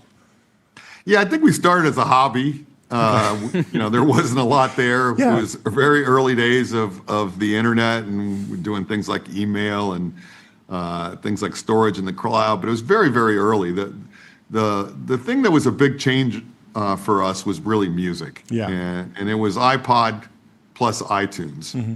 And that was something that it truly revolutionized music, and it really gave us a whole different perspective of what services can do when you take the hardware product, in a sense, the operating system and the software and the services, and you tie them together, which is something I think we do better than anyone. Yeah. It really showcased when we did iPod plus iTunes. And so all of a sudden, we did that. And not only did we do it for the Mac, but we also did it for Windows. Yeah. And so it opened Apple to a whole new ecosystem of customers that had never used our products before, Yeah. but were using iTunes and iPod for the first time. That was my first Apple experience, was iTunes and iPod on a There you Windows go. PC. Yeah. And now I have 25 Apple. My first is I was so loyal to Apple products Yeah. that I refused to get a PC for Really? gaming, and so I probably refed like 300 soccer games, like some Yeah. absurd amount, to get the maxed out at MacBook Pro Yeah, at the time. that's amazing. Because I was just so loyal that I was like, if I'm gotta stay in the gonna play ecosystem. video games, I'm going to do it on Mac. Yeah, it's great. When we launched iTunes on Windows, I remember we did a poster, and Steve called it on the presentation. It was like hell froze over. What was actually getting iTunes off the ground like, and how was it different than the other just motions that Apple had developed? Because it's not only a software product, but it's deeply linked to rights holders and agencies and musicians, and you have to get so many different groups. It feels much more permissioned than just building a computer and selling it. Of course, you need manufacturers and you need a lot of people on board to build a computer, but it's a very different go-to-market or building motion. Like, how is that different? Yeah, it was painful because I think there were three pieces. You had us, you had the label, and you had the artist. Yeah. We were really good with artists. So, Okay. which is something we've always been about, the creators. And I think when you look at all the things that we've done, the two primary people that we focus on and think about are people that are the end customers that are using it, and the creators that are creating all these incredible products.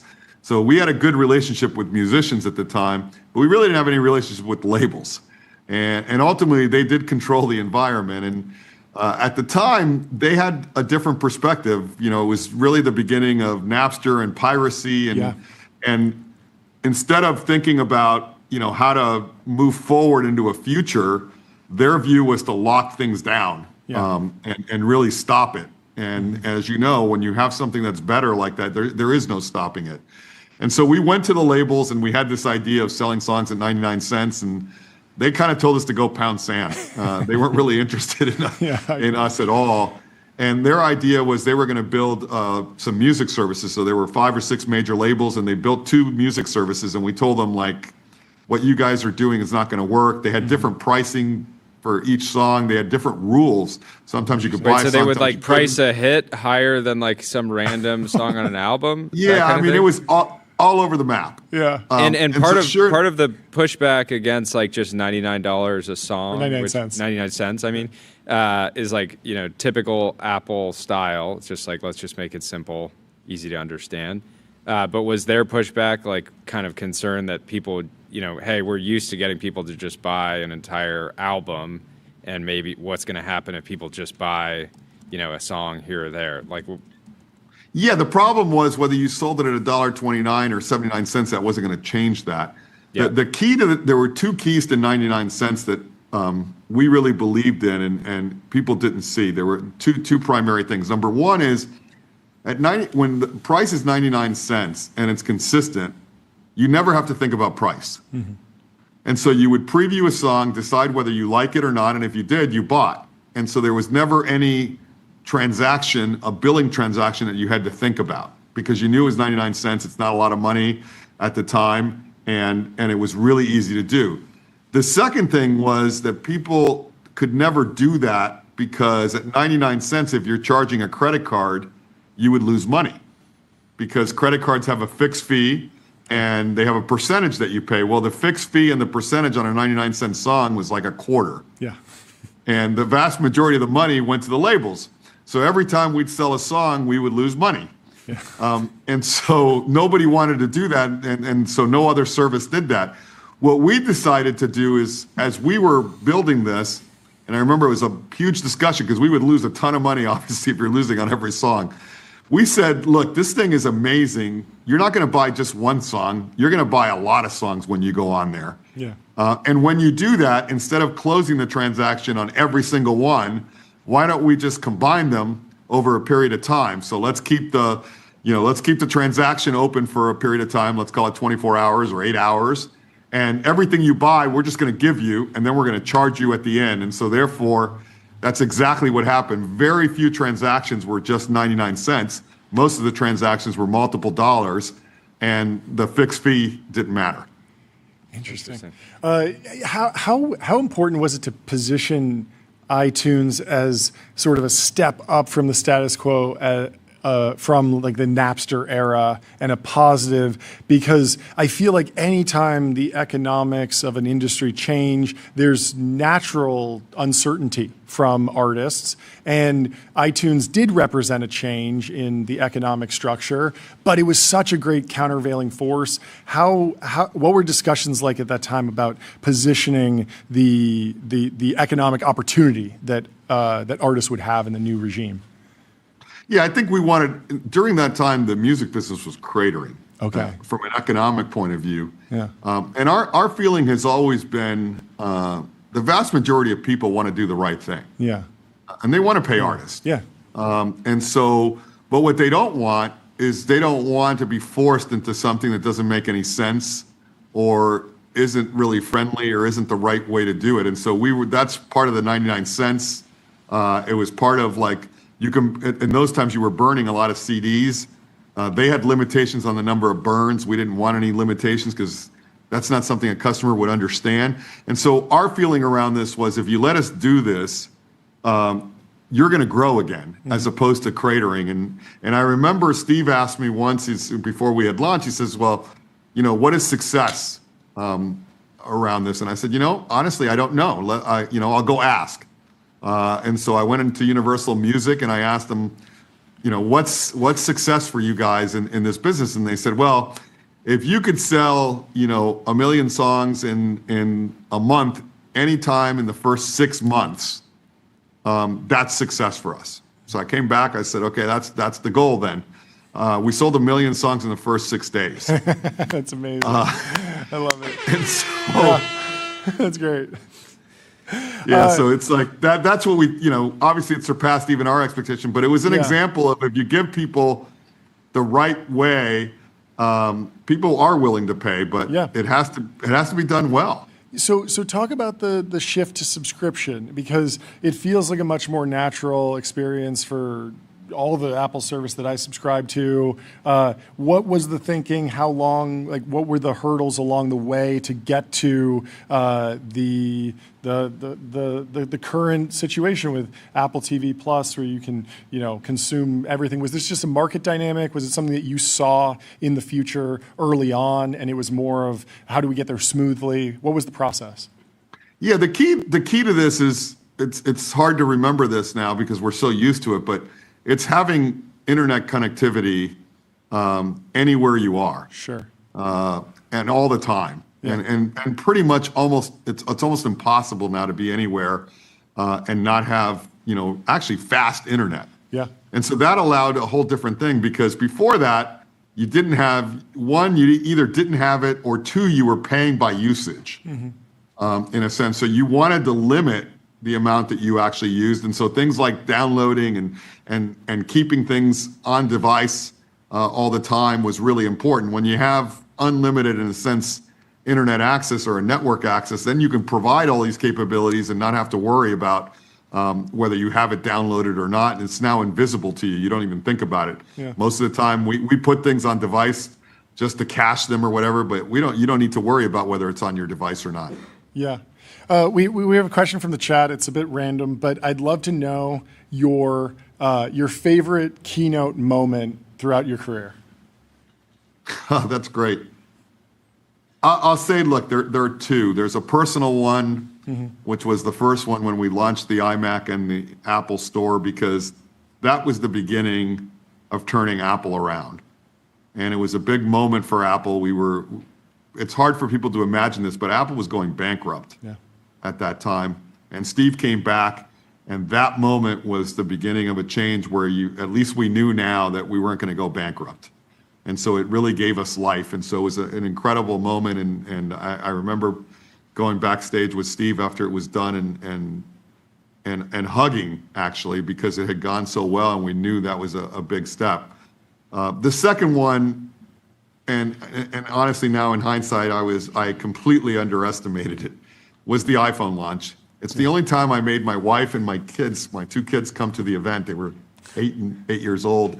And I was like, this is a historic moment, because I had the ability of using the iPhone for a few months before we launched and played with it. And it was just amazing it's the coolest, best thing I had ever seen in the world.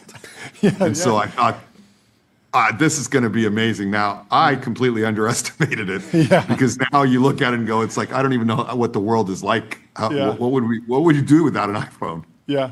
What lessons from Steve or kind of memories do you find yourself coming back to the most in the present day of Apple? Well, I think something that people take for granted, but nobody worked harder than Steve. And these things don't come easy, and he was the hardest worker of anybody I know. How did that manifest? Like long hours, just deep focus? It's focus, because it's focus and long hours. What it was there are only two things that mattered to Steve, and I think when people ask me what's the difference between Tim and Steve, the reality is that's not the right question. The question is what's the same things between Tim and Steve. And their work ethic, they worked harder than anybody. They were completely focused on two things: their Apple and their family. Those are the only two things that mattered. And the third thing was the attention to the products themselves. It was about the products and what we delivered to customers. Believe it or not the financial results. That was a secondary function that you obviously needed to keep going, but it was never the primary thing. And so those three things are something that I still, take to heart, and I feel that's what I try to do and how I feel. Mm-hmm. Can we talk about F1? I love that there's a movie, and also you can watch the actual races. This feels deliberate. What's the strategy? it seems to make a ton of sense, but how long has this been cooking? What's the thought process? I remember How it do you must wanna have been scale? last year. John had talked about this on the show, wanting this to happen. So to see it come together the way it has is amazing. And it seems like soccer or football sort of faced a similar strategy, but I'm very interested in how you see different media properties connect together. Yeah, look, the F1 thing is personal. One, I've been an F1 fan for a long time. You know, I learned about F1 by going to the library and reading magazines because believe it or not, F1 just wasn't televised at all in the United States. So you didn't know anything about it. So I knew a lot about it. Stefano, who's the CEO of Formula One, is somebody who was at Ferrari and then later on at Lamborghini, and I've known him. So when he took on Formula One, I remember meeting with him in London and saying, you know, we're not quite there yet, but someday I hope we can be working together on F1. And so I always envisioned that there was things that we could do that no one else could do. The movie came about separately, not kind of related, but this idea of doing a movie and Jerry and Joe Kaczynski, it was really Joe's idea. And I just love the idea because there hasn't been a huge racing movie. Most racing movies have not done that well. Yeah. And I thought there was a real opportunity with F1 to tell an incredible story. And Brad Pitt and the cars and the excitement, and that we would, for the first time, had enough technology to show what it was actually like to be in an F1 car. Because when you watch on TV, it kind of looks like they're on a Sunday drive. It looks pretty easy. You don't get the G-force. And so we had these ideas of taking the iPhone camera and putting them in all over the cars and different ideas that we thought would give that experience. Now, the movie took a lot longer because we had to go through COVID, strikes, all kinds of things. Yeah. But it turned out spectacular. And when we would show the movie, one of the questions we would ask to people in the U.S. is, how many of you have seen an F1 race? And the truth is, very few hands were ever raised. And then after the movie, you asked them how many people would want to see an F1 race, and every hand went up. And so we thought, wow, if we did this together now, and these ideas of how we can really innovate on the whole experience of what it's like to watch an F1 race, we really could make a difference here. And it's been great. We've done 3 races so far. The ratings are way above what they've ever been in the U.S. And and we're just getting started. But things like multi-view, 30% of the people watching F1 races are watching with multi-view, so they can get different cameras, see their favorite team. Yeah. So it's definitely changed a lot of how people are experiencing it. That's amazing. Well, product request, Apple Racing Sim. You'll have 2 buyers. Yes. We just did Vision Pro with Sim Racing, so you could do that. Okay. There you go. Vision Pro. So there you go. We got it for you. Yeah, the racing and the automotive world has a man on the inside. So we're lucky. I'm the strongest supporter of the Vision Pro. I watched another movie in it this weekend, Jordy. When I call John at 10 p.m. on a Friday night, he's always. I love the product. I'm a huge fan. Anyway, thank you so much for taking the time. It's truly been an honor. It's truly been an honor. Congratulations on 50 years. What an amazing accomplishment. We'll talk to you soon. I appreciate it. Thank you. Thank you. Have a great rest of your day. Goodbye. Let me tell you about Okta. Okta helps you assign every AI agent a trusted identity so you get the power of AI without the risk. Secure every agent, secure any agent. And let me also tell you about Fin, the #1 AI agent for customer service. If you want AI to handle your customer support, go to fin.ai. And without further ado, we have Aaron Terrazas from Gusto coming into the Restream waiting room now, the TBPN Ultra Room. Aaron, how are you doing? I'm doing great. Thanks so much for taking the time. We were very excited to dig into some of your research and reporting. But since it is the first time on the show, would you mind introducing yourself, some of your background, and what you do for a living? Sure. No, I'm an economist by training, currently working with Gusto. Yeah. Previously been through the tech industry at Glassdoor, at Zillow, at a company called Convoy. Started my career at the Treasury Department. Okay, so maybe start with like what what is unique about being an in-house economist? What data do you have access to that others might not? What data is anonymized? Like, how do you do your job, and what are you actually looking for? What are the questions that you're trying to answer? So most economists play with this public data that the government produces. That's great. It's been around a long time. Yeah. The really exciting thing about being an in-house economist is that there's all of this data behind this private walled gate. Yeah. We get to understand what is happening in the economy. Sometimes we pick up on things before the official data say. Yeah. Sometimes we pick on trends that the official data aren't necessarily showing, kind of what's happening beneath the surface. Yep. So it is this really exciting place to be as an economist. Okay, let's go into some of the findings, but first I want to know about data skew and how you account for the type of customers. Gusto is a sponsor. We talk about small and medium-sized businesses. So I imagine that you have some sort of calibration step where you're adjusting your internal data to some sort of benchmark to make sure that you're not biased towards your particular sample set, right? Absolutely. Such an important point. Gusto is like a small business payroll platform. Yeah. We do reweight our data so that it reflects the broader labor market, the broader small and medium-sized business ecosystem. Mm-hmm. And how do you do that? Do you have ground truth data that's public that you can reference against? Yeah, exactly. So, the government produces this census of all small businesses based on industry and size. And so we take that distribution and match our internal data to that distribution. That makes sense. And then, the big question is the small business jobs report. What is the health of the American economy? What is the health of the small business community? What questions were you trying to answer, and where did you wind up? Every month we get this headline jobs report from the BLS. We're watching for it this Friday. I think what we're trying to do with this small business jobs report is get a much firmer pulse on what's happening with small businesses, in particular, so businesses with less than 50 employees. Mm-hmm. That is the majority of businesses in the American economy, but just a small minority of total employment. So it often gets buried in the headline jobs report numbers. And we know it. They're a driver of job growth. They're a driver of innovation. They're a driver of kind of the bread and butter work that gets done in our economy. Yeah. And where does net hiring stand? Give me some of the headline numbers. What are expectations? What should we by default assume is happening? There's a lot of doom and gloom in the economy, honestly, broadly because of geopolitical conflicts and nervousness around AI. But what are you actually seeing? You're right. There is a lot of doom and gloom. Our headline jobs number for March showed that small businesses created about 120,000 new jobs. In March, that's an exceptionally strong number. That's one of the strongest numbers we've seen since 2022. Yeah.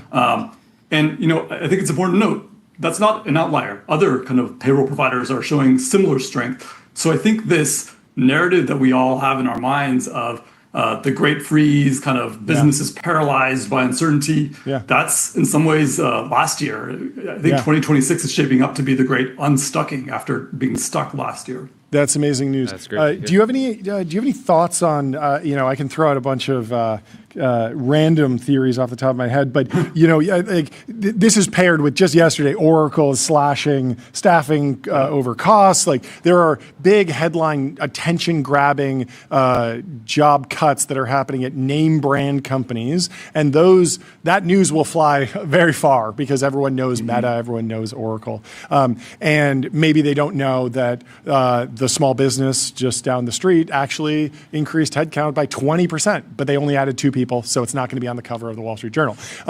But is there some sort of, how crazy am I to think about, the large companies maybe being overstaffed and maybe changing their business model, so they need to recalibrate, whereas small businesses are benefiting from artificial intelligence, maybe trying to do more, trying to expand, trying to compete. And so they're actually expanding their labor force, even while the bigger companies have like much larger questions to ask about, what happens over 20 years.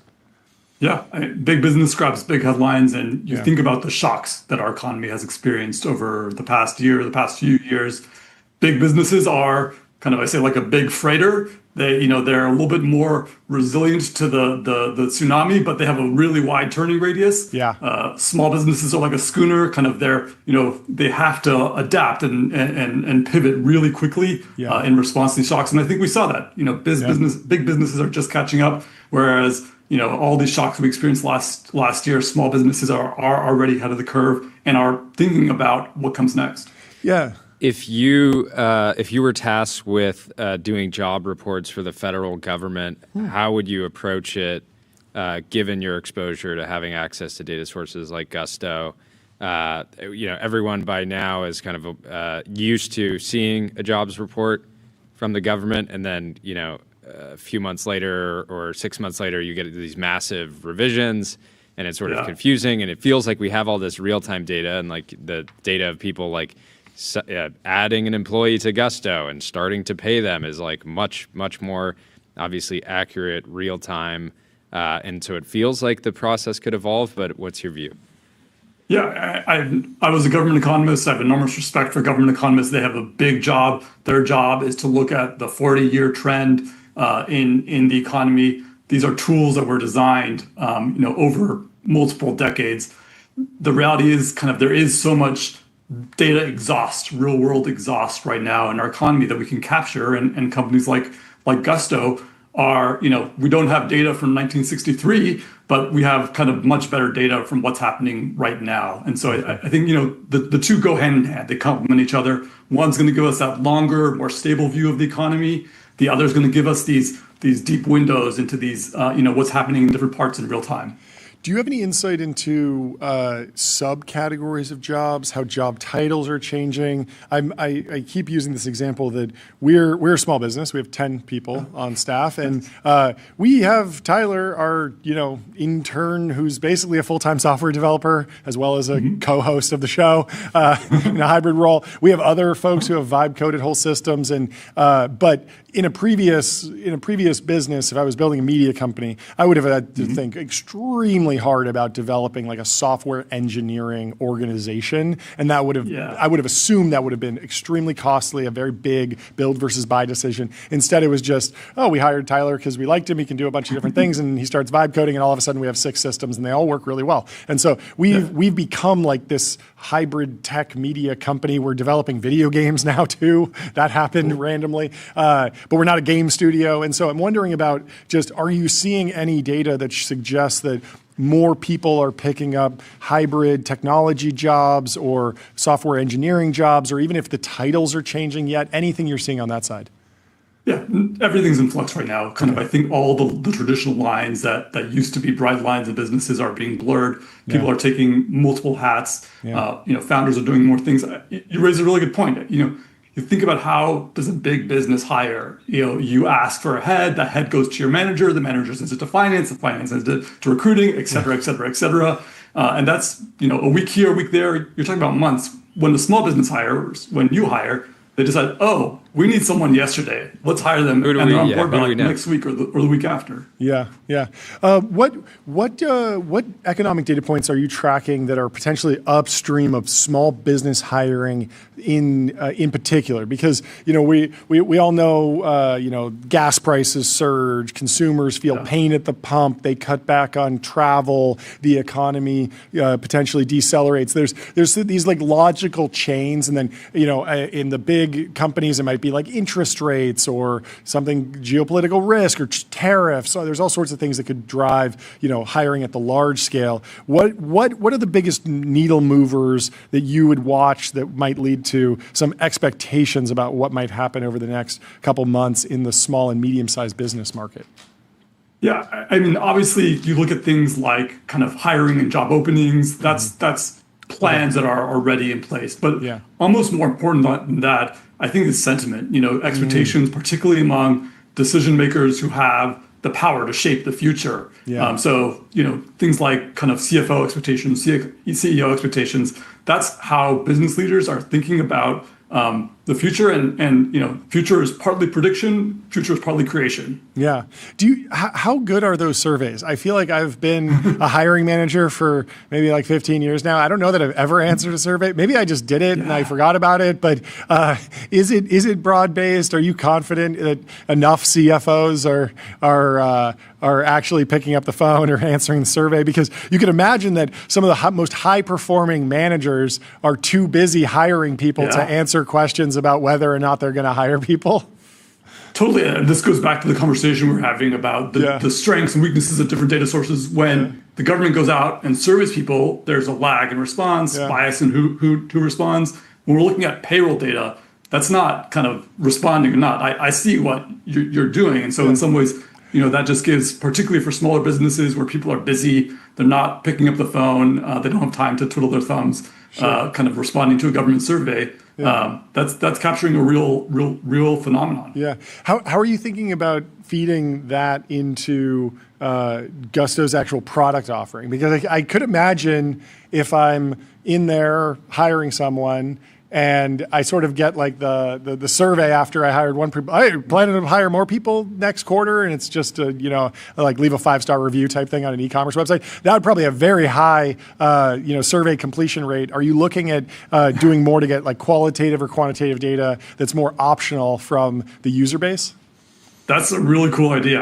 I certainly have not thought about that. Yeah, you got to pitch it. Yeah, surveying people in the platform, that's something we haven't really done a lot of, but cool idea. I would love that, because even just more qualitative, just, with LLMs, there's so much that you can do to compress down qualitative data and whatnot. Like there's so many interesting things you could do. How is AI changing your approach to work? It's a great question. Yeah, obviously it's completely transformative. Yeah. It's transforming the way, certainly I work as an economist. I think it's transforming how everyone works. It's transforming how businesses start and hire. I think there's just a growing body of evidence that AI is making it a lot easier to start a business, to incorporate, to do all of that front leg work. And on top of that, it is changing kind of the skill profile that you need when you hire. You need more of these people who manage processes, particularly at the start. Yeah, and then day to day, I would randomly predict like IPython notebooks a few years ago. Is it all like command line prompts today? How is that changing for you? Yeah, I mean, I still work a lot in Python, but I'm doing more things at once, and I think that's true for most economists. Kind of anyone who's kind of in some ways it's lowered the barrier to getting that data, and that's great because that accelerates decision making. That helps these businesses adapt in real time and pivot to a rapidly changing world. Yeah, it's very cool. What a fun position to be in. Congratulations on the success, and thank you for... I'm sort of laughing in my head about imagining you if you had like a secret LLM subscription back when you were working as an economist for the federal government. They're like, how is Lisan Al-Gaid? How does Aaron do what he does? Yeah. You're just sitting there. That's true. Anyway, thank you so much for taking the time to come chat with us. Yeah, we'll talk to you soon. Have a good day. Goodbye. Let me tell you about 11 Labs. Build intelligent, real-time conversational agents. Reimagine human technology interaction with 11 Labs. And let me also tell you about Cognition. They're the makers of Devon, the AI software engineer. Crush your backlog with your personal AI engineering team. Scoop. Scoop? From Scoop? Charles and Business Insider. Meta is forming a new elite AI lab. What? The tech giant quietly reorganized its recommendations division. Okay. Rexis. It formed a top AI team run by TikTok's former head of growth. Reorgan. Rexis has been luring OpenAI, Google, and Amazon talent. So just one more lab. One more lab would fix me. That does seem like a great place to apply AI. So yeah, I feel like the recommendations on Instagram are pretty good these days. I do feel like I get caught in what's that called, Tyler? Like the local minima or like the basin or whatever. Yeah. Basin. Is that the term you used? I earlier? said basin. Yeah. Basin. Yeah. Like I feel like it's like, okay, yeah, I watched like a few snowboard videos. Like it doesn't need to be all snowboard videos. We can go back to some vibe reels about airplanes or something like that. It goes back and forth, but in general, I've had a good experience and I expect it to get better. Let's pull up this photo from Kirk Evans showing an advertisement for Tiger Woods. It says, "Step into the mind of Tiger Woods," and Kirk Evans says, "I think I'll pass." Oh, very, very unfortunate situation. Anyway, we can move on. What else is going on? Let's see. There's news from Perplexity. I can't find any actual reporting on this. Zero Hedge said Perplexity was accused of sharing information of its users with Meta and Google, but there's zero source here. Yeah, and that might be within the terms and conditions. It could be anonymized. The sharing personal information. I mean, I guess it's personal if it's de-anonymized. The quote here from the All In podcast is, "Every single penny we make profits on that, but the overall company is still yet to be profitable."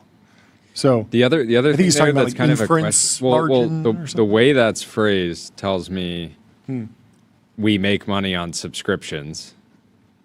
Saying for every single penny we make, we make profits on that. Yeah. To me, kind of ignores like free users potentially, right? Because they've tried ads and they killed it. Sure. So they're basically saying like on our consumer subscription business, we make money. Yeah. But the overall company is not profitable. Yeah, and you would expect that. Like free users, if there's not ads, like it's going to be negative margin on those. You just hope that it's not that bad, and you hope that it all blends out across your subscription profits. New job alert for Omar Shaheen. He says this is a new job at Microsoft. He's bringing OpenClaw plus personal agents to Microsoft 365. My goal is to help usher in a new generation of workplace proactive assistants, ones that lighten your load by taking on tasks end to end, and that can also step in proactively when they can help. Interesting that to see this like counterposition against like the Facebook Manus deal, where isn't Manus open source as well? Is it? I don't remember. But, it's like every company will need to have, a partnership or an in-house LLM to vend into every service. It does feel like the next couple of years are going to be just like the chat bots popped up in every single app with varying degrees of success. Some of them are great. Some of them I wind up using, and I'm actually glad that I didn't need to export the data, and I can just ask the question directly in that app, and I have faith that they're using a good model, and so they'll give me a good result. And mostly, I'm happy that I know that the data is going to be clean and also secured in that app, in that ecosystem, in that walled garden. I'm fine with that. It does feel like the OpenClaw agents actually build some software to answer a question is going to be vended into another box or another button with a star or something. Maybe it'll be a claw, just like how every app got a star during the AI boom or the chatbot boom. Now the agent boom will need a claw next to the star. Star will be chatbot. Claw will be, okay, you want to do something where it actually goes and works through this. I feel like Google launched something similar. Not necessarily a full like OpenClaw personal agent, but they did announce something along the lines of like an agent for your inbox that processes all your emails. They said goodbye inbox zero. Was that the news? I don't know if we have it pulled up. I can search for it. Was it Sundar who posted it? Goodbye inbox zero. Let's see if this pulls anything up. I saw a friend of the show posting about it, but I will try and figure it out. OpenClaw setup that just deletes every email as soon as it arrives in your inbox. Yeah, it's the archive all. You know when were you ever an inbox app user? Nope. This was like the pre-superhuman era. It was like the hot email app that a team of software developers, iOS developers in particular, built a very well-designed email app for iOS. And this was at a time when a lot of the other native iPhone apps for popular email services were still a little clunky. They didn't have all the great features.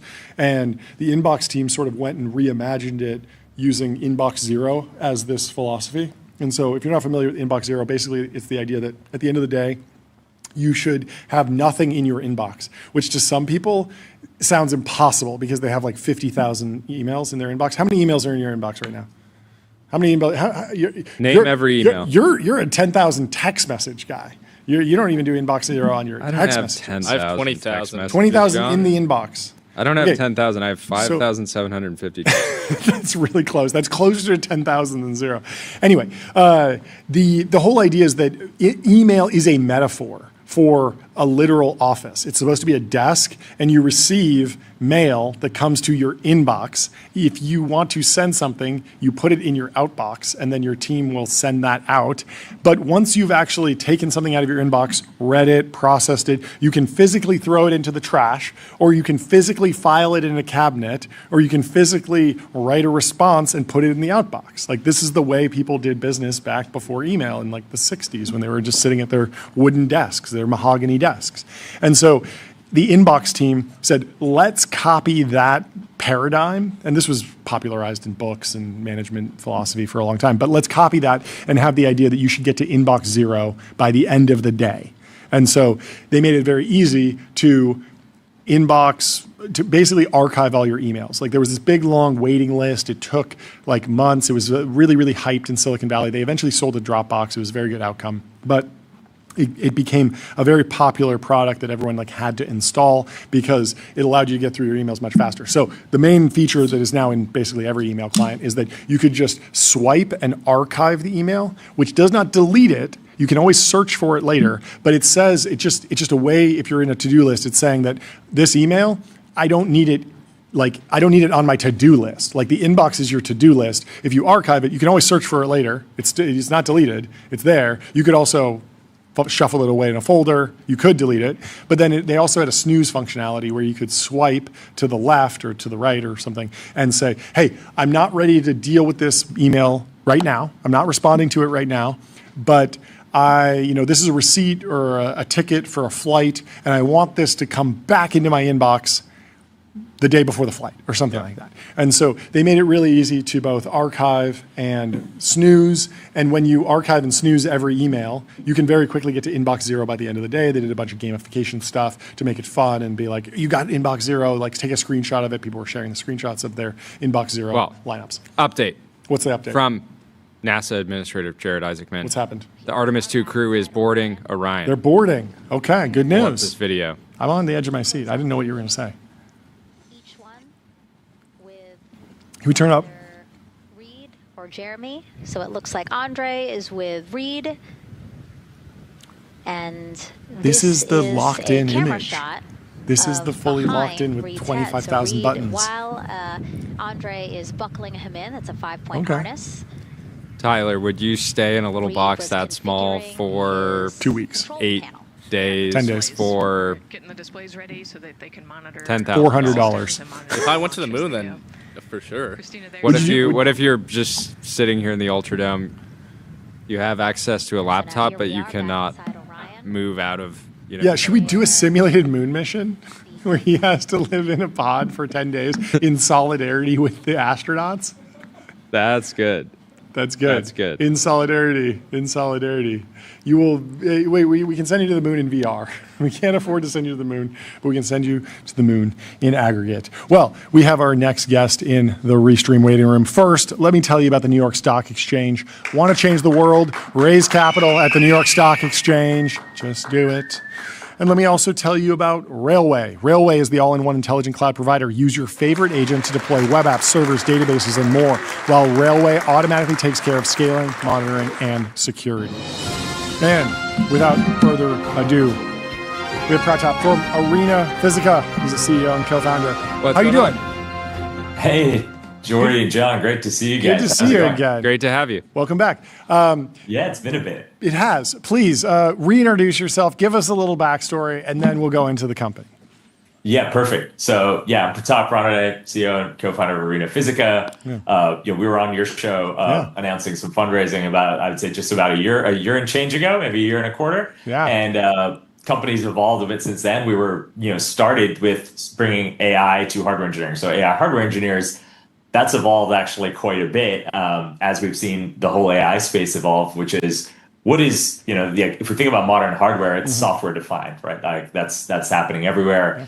But software defined hardware is really electromagnetically governed. Like the key problems are it's the electronics interfacing with the firmware, interfacing with the mechanics, and it needs to obey physics and behave well. And it turns out humans can really use one of those forces of physics really well, electromagnetism, and it's a rate limiter for progress. And so what we released yesterday is the first foundation model for electromagnetism. Think about it as a large, similar to a large language model in architecture, but the training tokens, they aren't words. They're materials, geometries, and electromagnetic fields. So helping us speak another language, basically the kind of language of the universe. Oh, so what's the data set for that like? Is this you call the website? Yeah, mind blowing for sure. So the April Fools. The data set it's actually just a chat app. Yeah. April Fools. It's a new LLM. It's a new chat box. No. Yeah, no, for sure. The data set doesn't exist. Okay, which is why this has been hard. Yeah. So what did you do? Is this simulated, or did you have to go collect this? Yeah. How does that work? Yeah, that's a component. So the reality is like what we've done is basically build a data factory. We spent about 1.5 years building that. And how do we get all of the data that a model of this sort of architecture, a transformer type model needs? Yeah. So it starts by creating random patterns. So that's layer one of the cake, if you would, is large amount of random generation. And that's different geometries with different material stack ups. And then running them through simulation to see how they behave. So that's sort of think about it as layer one of the cake. But the number of possibilities here explode. You add more layers. You think about modern design; it's happening on silicon. How does how do they actually behave in the real world? You can't explore that whole universe. You can't randomly explore it. And this has been one of the big bottlenecks. Is there's very few of these experts in the world. I think Starlink is a great demonstration of what you can build when you've actually mastered such capabilities, but few people, have achieved that outside of SpaceX, and it's bottlenecked by experts and simulation. So the second layer of the cake is our experts have been creating designs that work.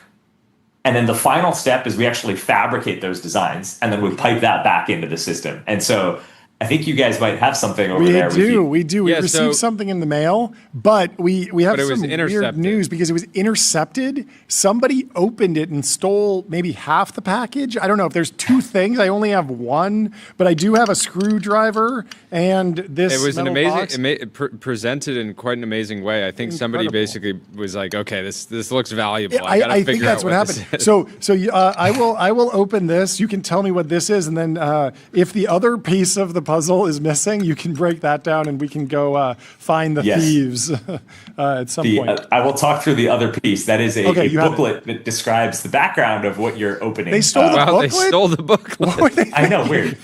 That's extremely weird. I would go for the metal box. Yeah, the metal box feels like... It's probably a nation state. I have no idea. That's just so weird. We're not making this up. Like we opened it, we received it, and it had been ripped open, and the booklet had been stolen. But I mean, I hope that's not like intellectual property or something. But inside it says, "Caution: electromagnetic superintelligence handle only if you are ready for the future." I love it. There we go. And so let's open this up. All right, so break it down. Yeah, break it down. What is this? Okay, great. Here? So I'll fly through a bit some of the booklet for background, and then I'll tell you what that is. But if you look at what the booklet is focused on, so what can we do with electromagnetism? What can we do with structures like the one you're holding? Yes. What you're holding is an RF circuit. Okay. So a circuit used for radio frequency communication. Yeah. And if you think about what's happening right now, communication and sensing is kind of the big bottleneck for robotics, for satellite communication, for a lot of the bottlenecks in data centers, and that's gated by this small group of experts and these really slow simulators from about the 80s, right? Yeah. And so what we've done here is actually create a design from scratch, from nothing but a prompt. So the way it works, and it's actually live on our website, on our research page, arenaphysica.com/research. You can read the technical blog and you can play with the product. You can literally type in a prompt, and that goes to an LLM. And then the LLM basically passes it to our foundation model. So the LLM interprets the prompt. It's like, oh, John's trying to build a 10 gigahertz bandpass filter for his new satellite company. Yeah. And it passes off to our model because LLMs are not good at that. You guys sort of like hydrate the prompts to make sure it's structured and has like the necessary information, or what does that pass off look like? Yeah, it's a great question. So the prompt, that's where we actually will rely on the LLM. So let's say you give an incomplete description. You're like, hey, I'm trying to build a space antenna, but you didn't specify that it's a filter. The LLM, you will make some good assumptions and say, are you looking for this? And then that prepares sort of the inputs that we need. And then it calls our model. So in a way, what I'm really excited about is I see a future where you have multiple AI foundation models working together. And, we've got one that speaks English really well, which is your interpreter, which is your front door. But now it needs to go and create a structure which is physically valid. So that's where it calls Heaviside our EM foundation model. And so what you're holding is a 10 gigahertz bandpass filter, which is one of those key components inside a modern phased array system, which is used for radar, for satellite communication. And so you think about, there's a lot of conversation about data centers in space. We're not going to fiber optically cable them together. You're going to need to transmit that data again between them wirelessly.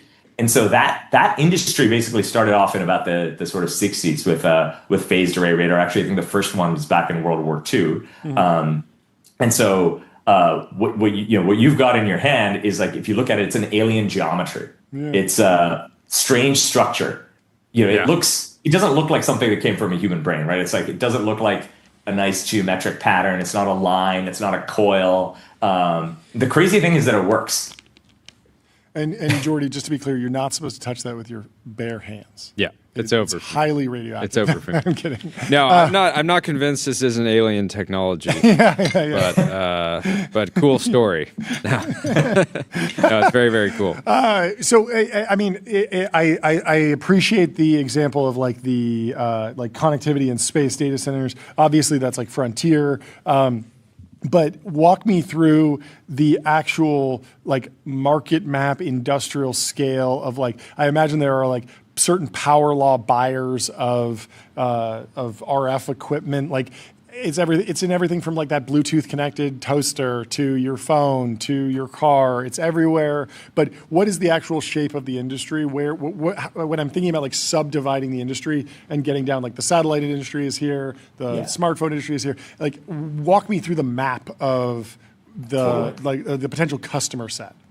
Totally. Yeah. If you think about that, there's a few different buckets. So if you can harness electromagnetism in RF, which is, let's say, application one, you've got satellite communication. So phased arrays for SATCOM. So that's your user terminal, your satellite. So if you think about a Starlink satellite, I believe it needs to track 64 different locations on the ground. So make 64 different beams. Sure. You have to do that with a phased array. Okay. So anyone in the space industry, which I think is exploding right now, needs communications between Earth and space. So phased arrays are key there. Yeah. Radar is another really big one. So if you think about that, we've obviously got Raytheon as the incumbent here. But if you think about advanced radar, they're incredibly expensive today, and we have few of them on ships. We should have backpack-based radar for soldiers, for counter drone. We should have a whole variety. We want to debottleneck this field and basically democratize it, almost like AWSify that for companies building for space, for radar makers, also for companies. If you think about data centers, chip-to-chip communication, so these channels that let chips talk to each other are incredibly difficult to get right. In some way, you're trying to build a very bad antenna there because you don't want it to pick up random interference. You want it to send the signal you want. So just those alone are massive markets. Actually, we looked at the forecast for the phased array and RF components, and it looks like this line. And I feel like it's something I would have done right out of school as, oh, great, let me take the historic numbers and propagate them forward. But it doesn't seem to account for the fact that we're expecting a boom in space. We're expecting growth in AI data centers. And if you think about imaging, I heard something from our chief scientist here that blew my mind. I always thought about radar as detection. You're trying to detect something, right? And he said, radar is an imaging platform. So as you get to higher frequencies, like LiDAR, you've got this high frequency beam that's echolocating things like a bat, and it's useful for all weather imaging. So when light's getting blocked, you can actually use a radio wave to go kind of create your LiDAR map. So if you think about that being used for robotics, which is another application. So each of these pieces we feel haven't been sized into the forecast. And so that's, I think, where a lot of the opportunity lies. And when we talk to customers, so we work with AMD and Anduril as examples.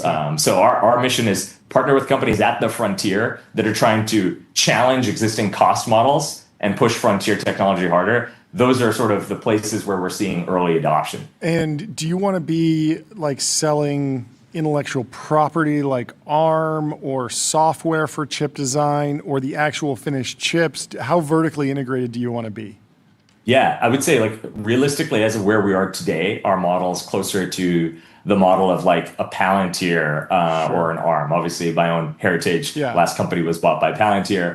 And so partnering with companies using our whole tool chain. So this is the latest product, heavy side, the EM Foundation model. But Atlas, our current product, is an agentic product that lets you use LLM agents to debug parts of the hardware process. So that plus our FDEs that are not just software engineers, but also electrical and RF engineers forward deploy as partners to drive major outcomes. What we are seeing and what you're holding as a piece of this is, the existing IP industry is let me license you IP. And this is where it's an open question. We haven't figured it out. But you now have an IP generator as a machine. And so we're really excited about the ARM kind of model as I think probably the most proximate to where we are today and our way of having the most impact because we can empower more teams. Like our mission is to empower more teams to build more advanced stuff. If we think about a lot of the AI doom and gloom, we're like, where do the jobs go? The conclusion we come to is companies just need to be more ambitious. Like that's how we create jobs. Let's assume we're working with AI. How do we enable you to do that? How do we enable others and more companies to do this?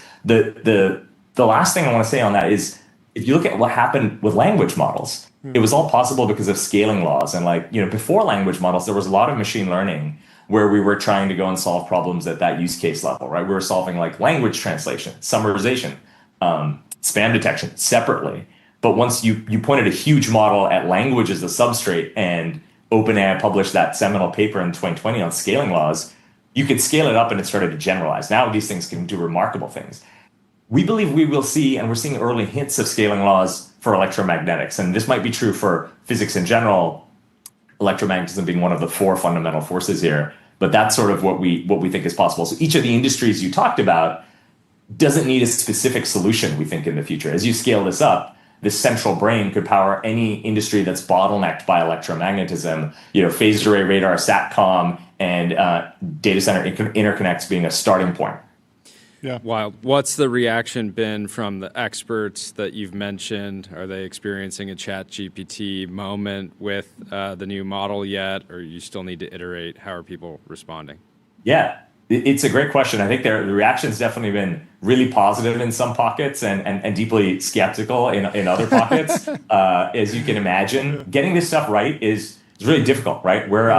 I would say we're at like a GPT-1 moment here. We're not at a ChatGPT moment. We have about tens of millions of data points in the training set. As I mentioned, this data doesn't exist. We had to make it all in the data factory. So that's sort of one of the keys. And so we're finding as the models get larger and as the data set gets bigger, they're capable of more. But today, what you're holding, a human could design an equivalent component like what you're seeing with a normal structure, and it would work. We're not yet at a superhuman point with the model, but what we are is transforming the cost structure.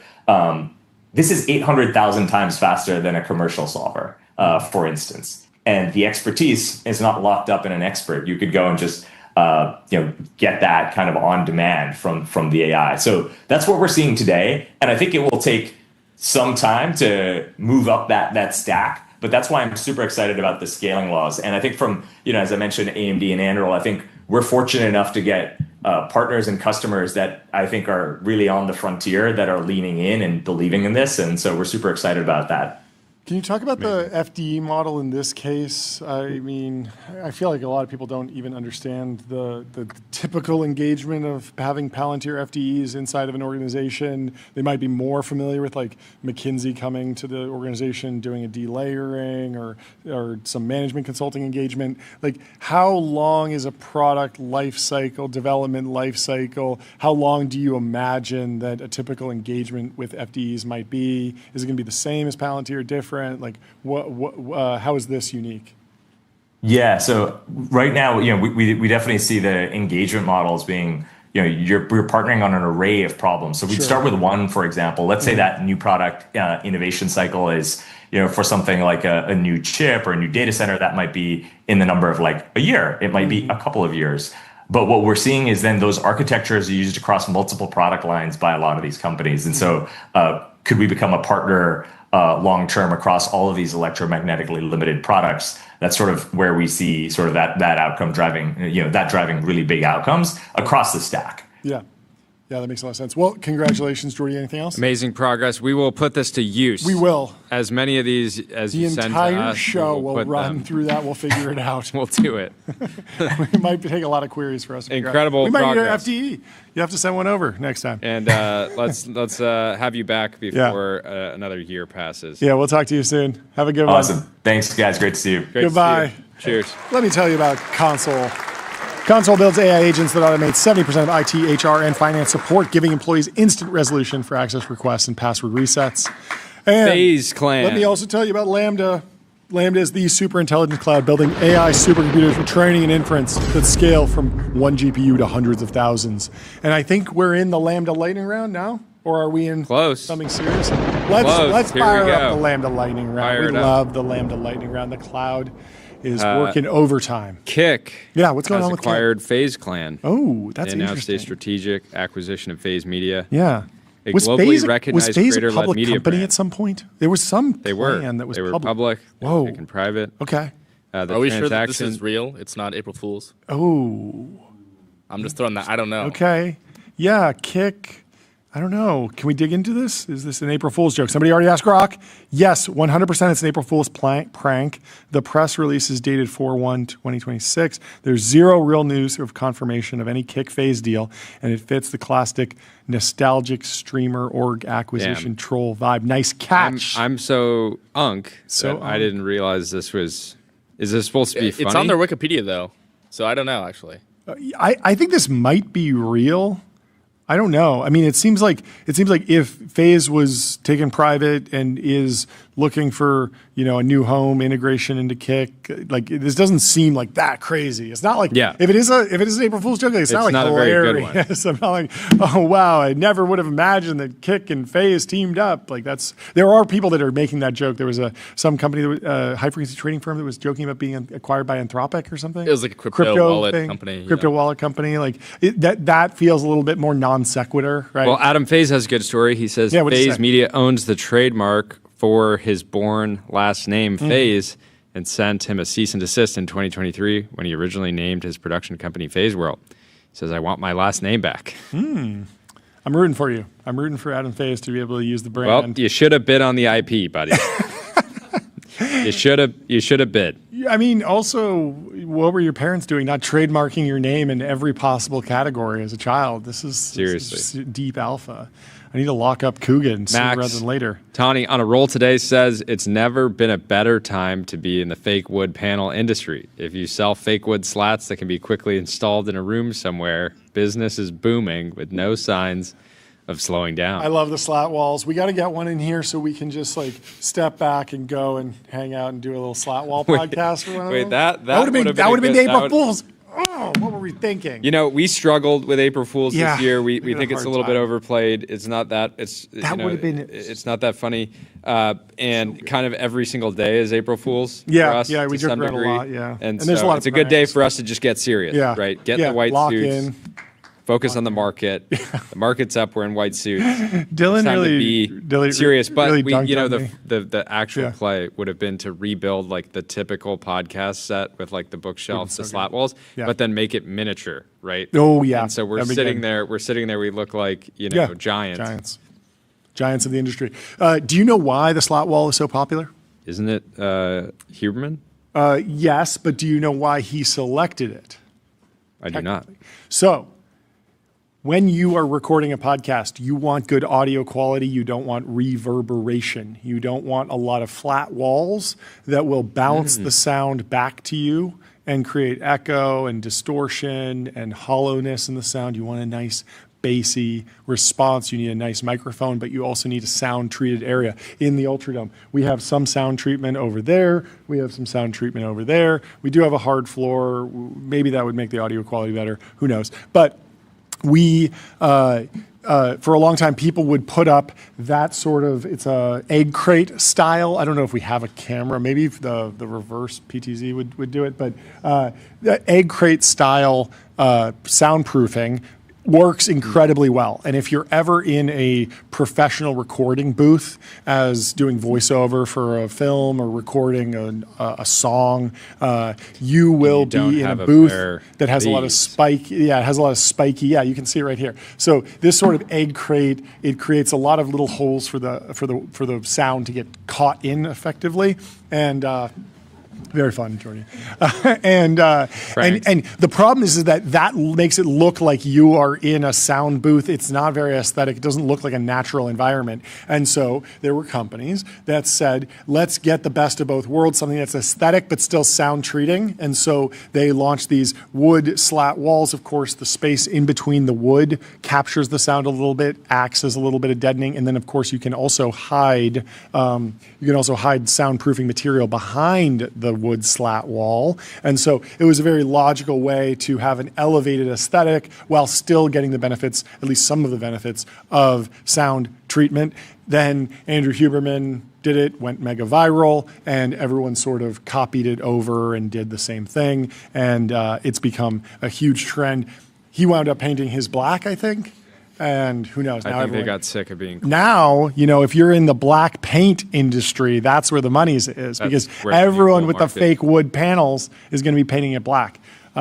We have yet to do this. I've looked at this in the past, but I've never actually done it. Anyway,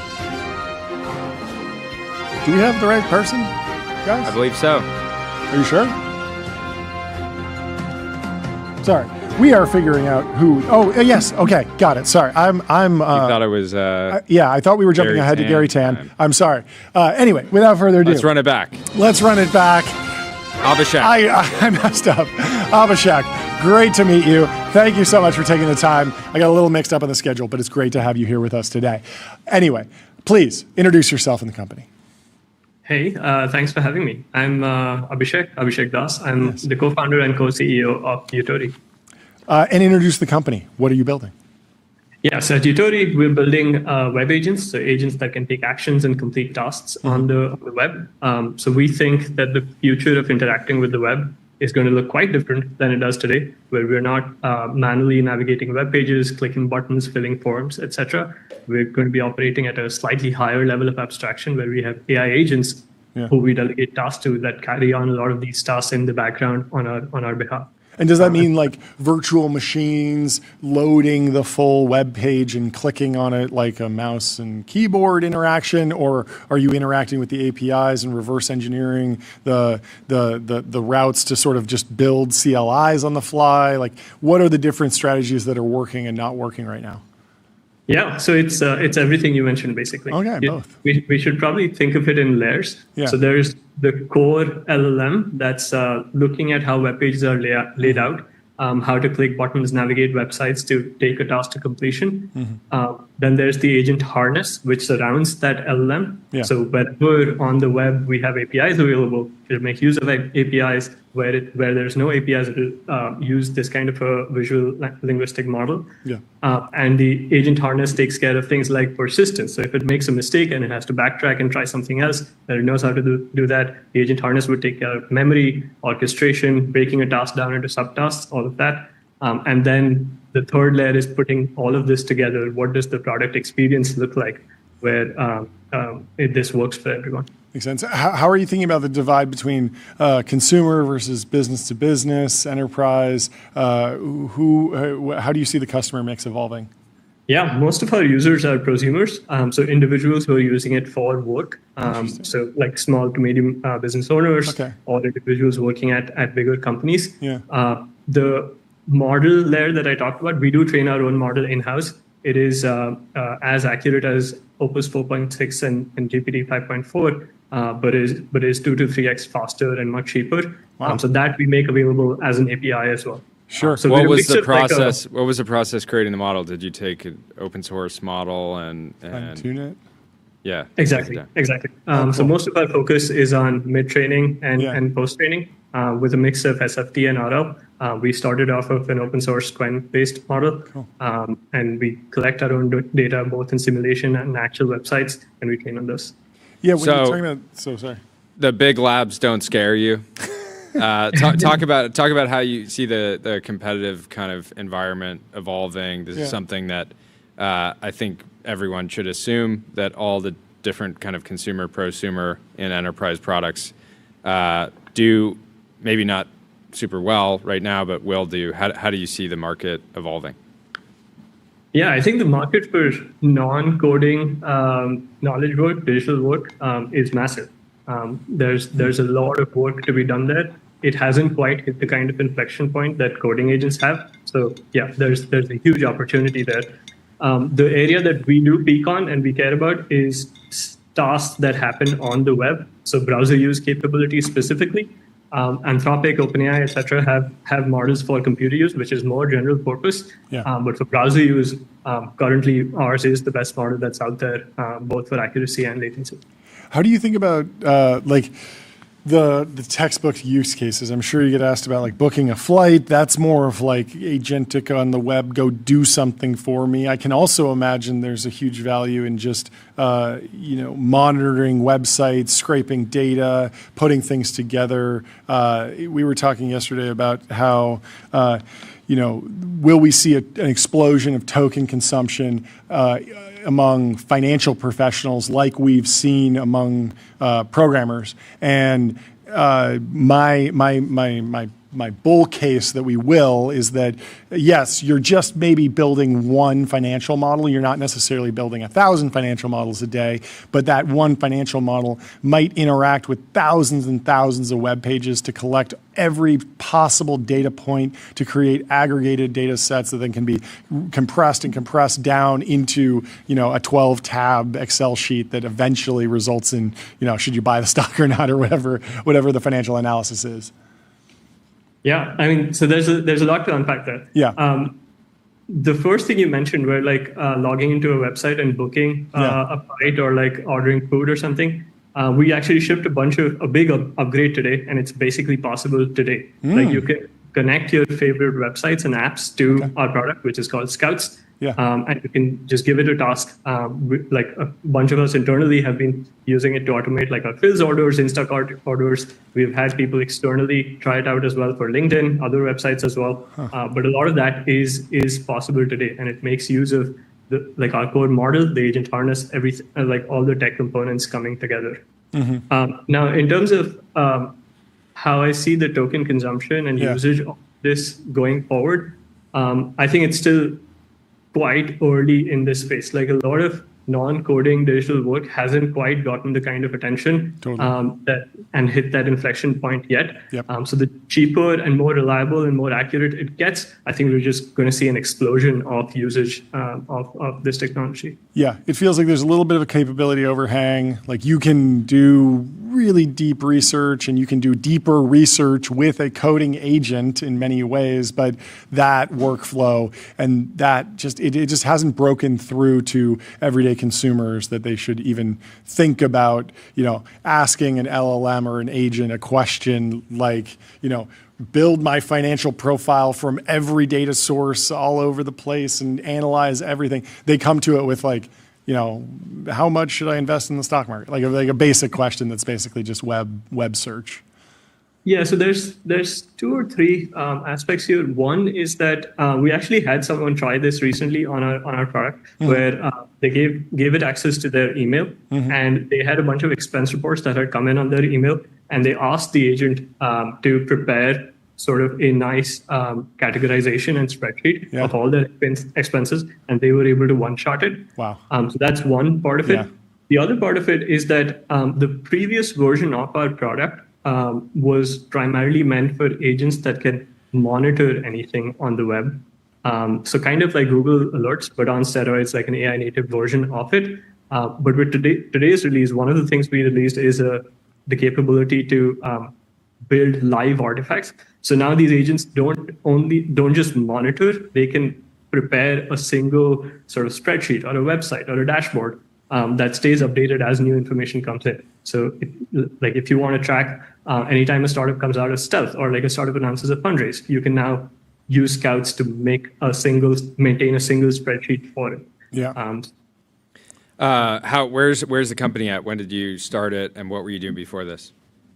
Yeah. So we started the company in 2024. I'm an AI researcher by background. I grew up in India, moved to the US in 2016 for my PhD. That was at Georgia Tech. After that, I spent some time at Pair at Meta as an AI researcher. There's two other co-founders. All three of us are AI researchers by background. Awesome. We're about 15 people. We're a little beyond our seed round. That's where we are. Are you compute constrained at all? Massively. Well, I mean, what's the plan? Is the best practice just like hunt around for cheap GPUs or slide around different services, like or use your product to monitor when availability comes online on the NeoLabs? NeoClouds. Yeah. So we definitely do a lot of that, and we are, I think, quite compute efficient from that point of view. But compute is one part of it. The other is data, right? Like for a lot of tasks on the web, it's not easy to collect and generate data as, let's say, computer use tasks, where you can just hire a bunch of annotators to, like, let's say, simulate certain tasks on their like Microsoft Office apps and so on, right? Like on the web, many of these are irreversible actions. Like if you actually buy something, then there's a real cost associated with it. So it's not as easy to collect data. We do a mix of like simulation and sort of using our product to visit web pages, especially websites where there's a few clicks and navigation steps involved, so you can't like index or crawl them in a naive manner. So are you building RL environments for particular websites? Is that programmatic, or are they like handcrafted? Like how many, like what's the scale? I imagine that you need to build a lot of these for generalization. That's very cumbersome, and there's going to be like flaws with every single different system that you try and build. Yeah, so we vibe code a bunch of like simulated websites and use that to generate data and like evals. There is a good amount of in-category generalization that we see. Like, for example, if you imagine how Amazon is laid out or how any e-commerce website is laid out, there's not that much variance between them. But if you compare that to, for example, how Zillow or Redfin is laid out, there's a huge difference in what the UI looks like. Interesting. So just being intelligent about like how we're sourcing data. And then are you like stack ranking those? Like, is Amazon more valuable than Zillow because consumers will demand that, or prosumers will demand that over Zillow, or vice versa? And how do you evaluate that? I think it's a mix. We do keep a close eye on making sure that mix looks good and like as we want it to be. A lot of our users use it for more work-related things, as opposed to in their personal life. So we keep a focus on that.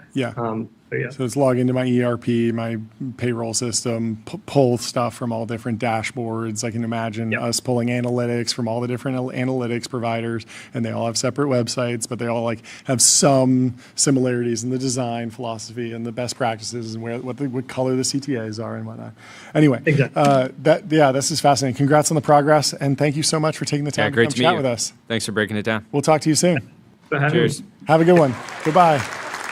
Let me tell you about a very related company, Labelbox.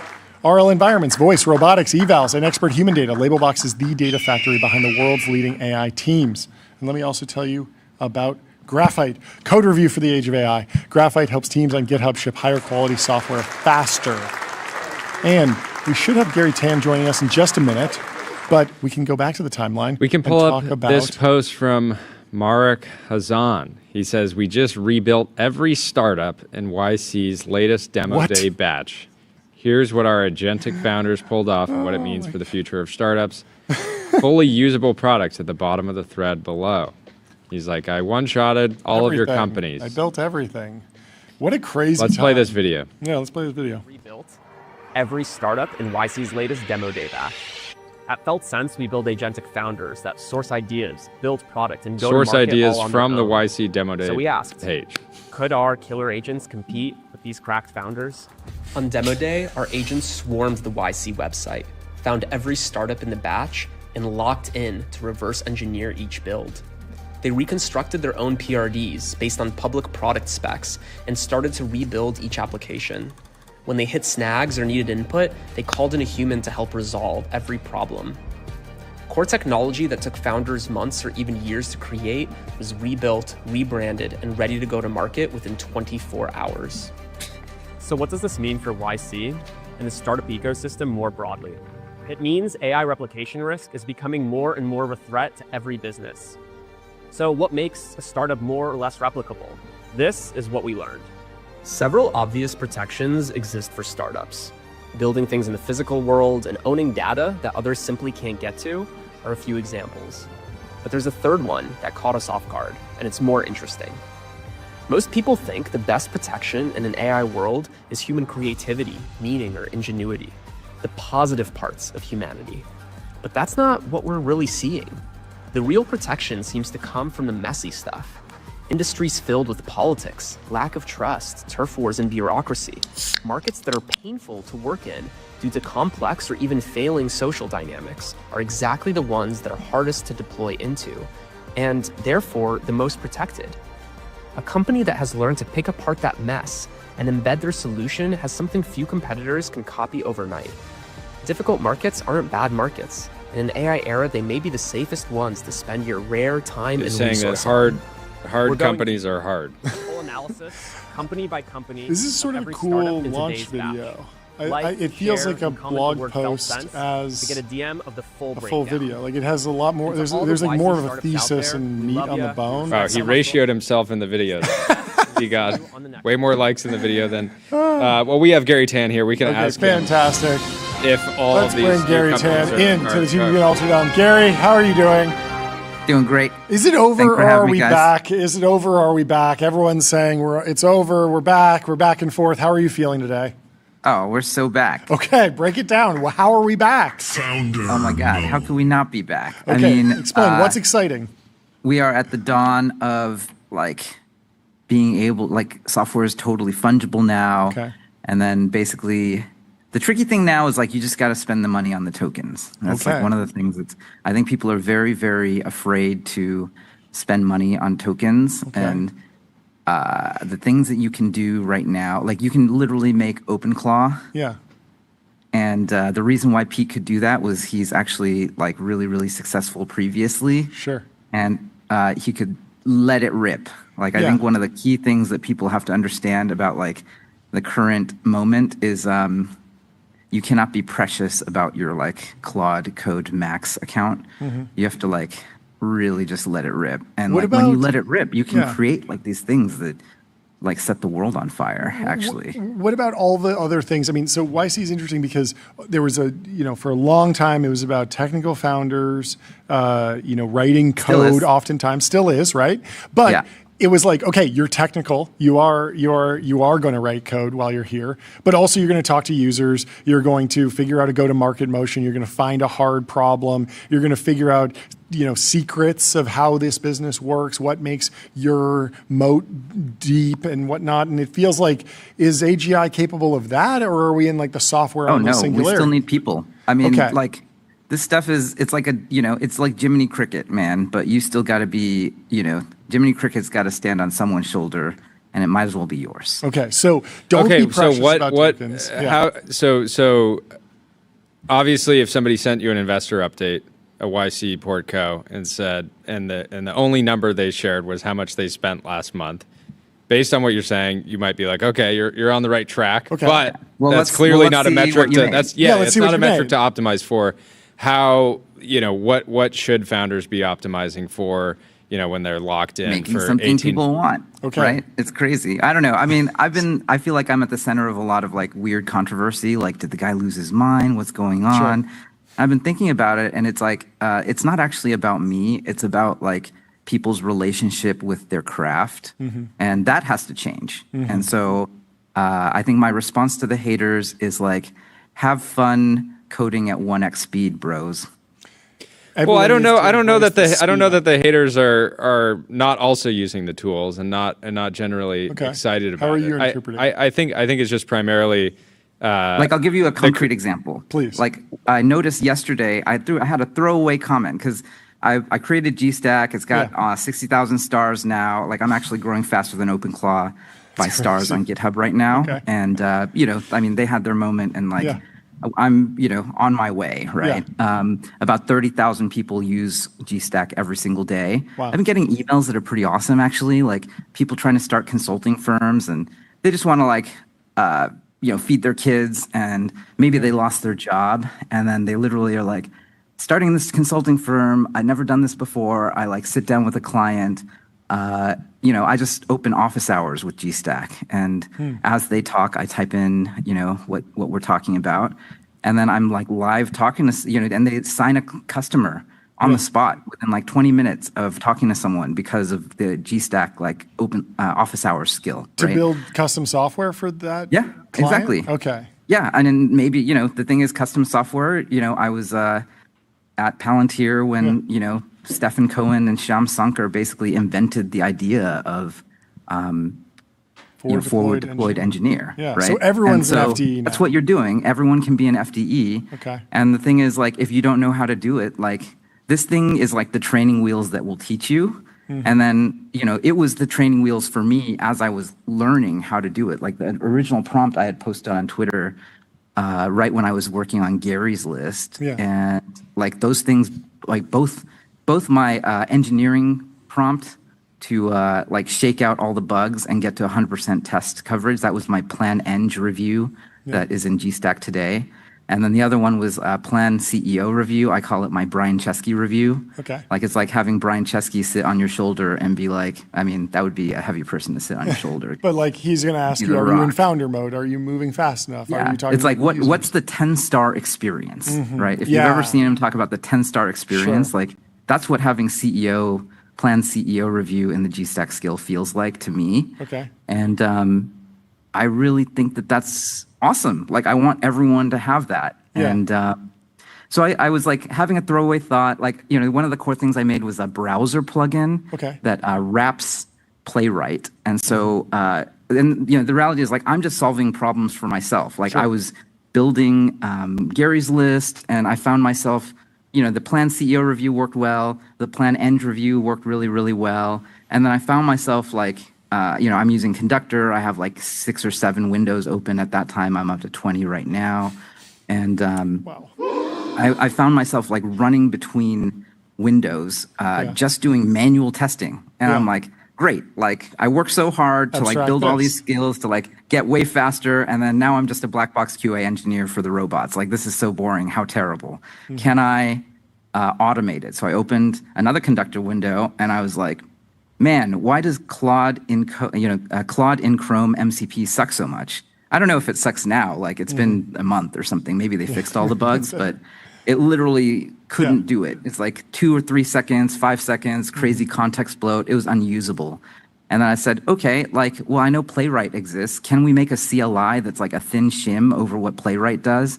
And then basically it did it. And then that was what the first V1 of GStack was. It was those 2 scripts and a Playwright browser plugin that allowed me to not QA anymore. I could just say, okay, now /QA, what we did in this branch. We have all these plan files, go line by line and act like my QA engineer. And it did it. And the first time I used it, it was 100 milliseconds. It was doing it. It could log in. It could click on things. It took screenshots of things that were broken, and then it would fix them immediately.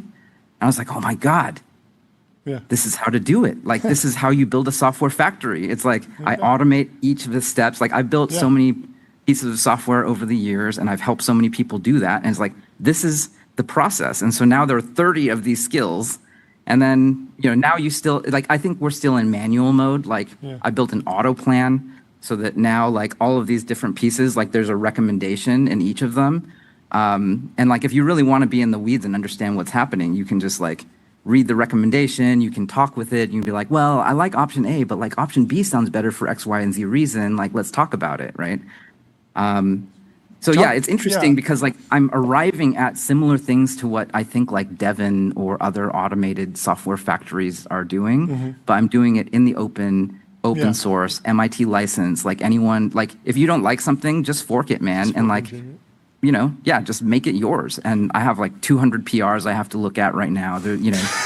PR review. It's amazing. .md will take care of it. That's right. What was is Gary's List more of just an experiment to put this to work? Because it's because in some ways, like, you didn't have to build Gary's List. Yeah. You could have used like a Substack or WordPress, like or fork something that's already open source. But building it from scratch, like, are there clear benefits where you're like, I'm really happy, or was it more like, the process? One of the experiments I'm having right now that you can't, if you use packaged software, you can't do is all the emails come from me directly. Oh, okay. Like the from line is from me. Okay. And when you reply to it, so I don't send, how like you sign up for New York Times or something like that, you get an inbox, like a daily digest, the same digest that everyone gets. Yeah. You get a personal one. Oh, So, okay. you do have to apply to get into Gary's List. Okay. And you have to like sort of tell me what you're into. And, Interesting. But all the emails come from me directly, and I don't write them. The AI writes them, but I do read them.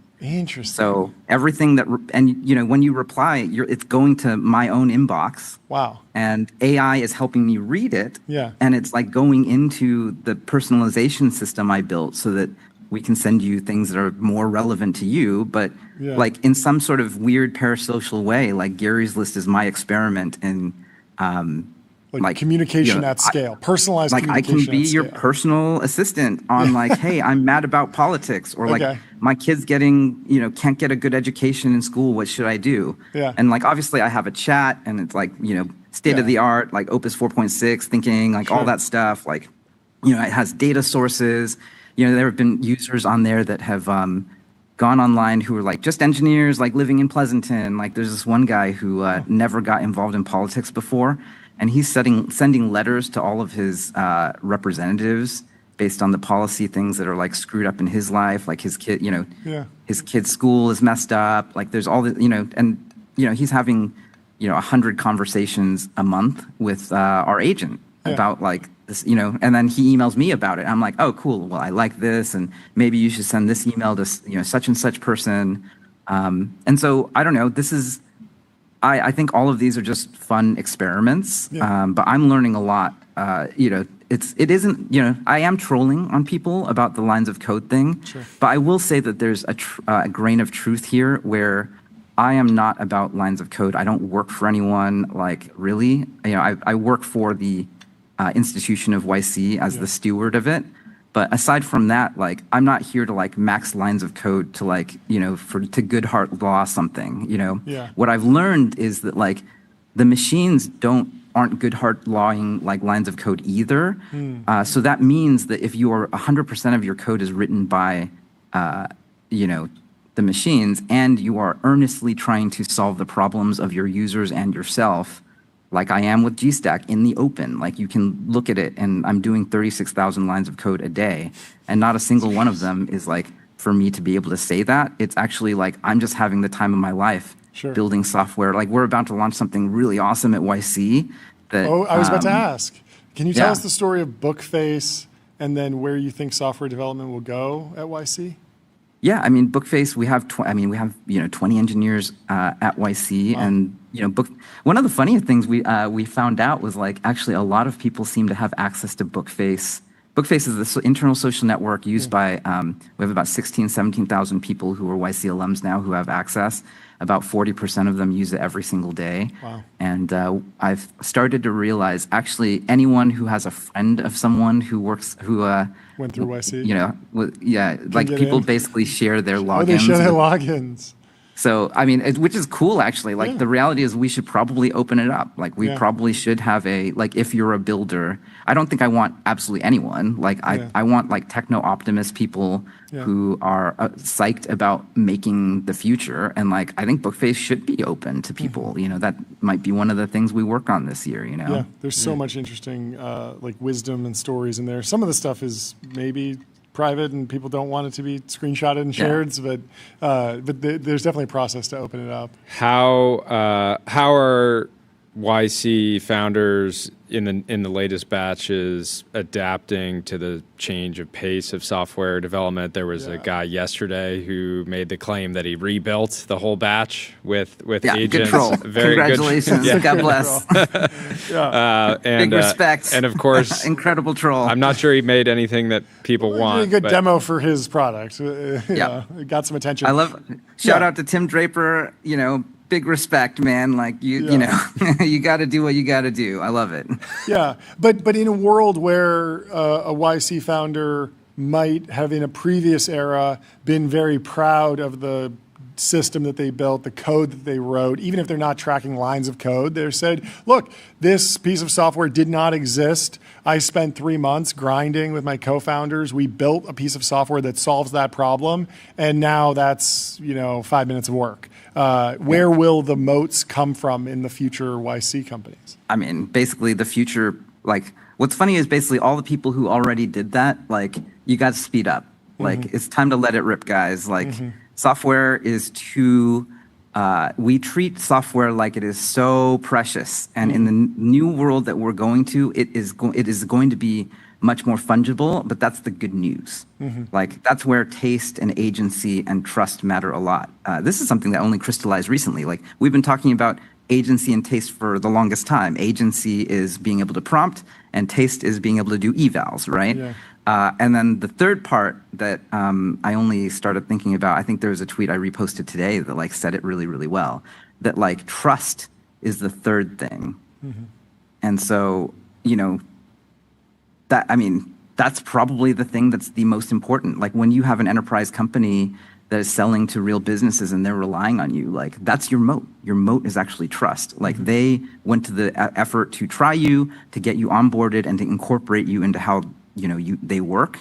And then, I think that either you can hold on to that and that's a real moat and you can build something over the long haul. Someone gets promoted or someone avoids being fired because you exist, and they're never going to switch, and they trust you. That's even more important than those other things. And what is this story about? It's not about is someone going to try, if someone came along to you this, this impressive Draper company troll on YC companies is a good case study in that, right? I'm impressed by the volume of software, and they clearly built a software factory. But maybe you should open source it. That would be cool. Aside from that, it's are people going to trust things that are trolls? I don't know. I mean, I hate to bring up let me state plainly, I actually really respect Roy. He's always been really cool to me on the internet, and I feel like I've been unfair to him. I think that Cluely legit is we were talking about it at YC Partner Lunch today. It's the guy actually has real revenue, and the idea is good. Not the troll marketing part. We have problems with. We talked about that a lot. Yeah, the interesting thing with the product from the beginning, I think some of the criticism was, okay, if this product works, there's going to be some big companies that roll it out, and so that's this other question, right? And that's the trust thing again, right? Yeah. It's there are things that you can get you here, but they're not going to get you there, right?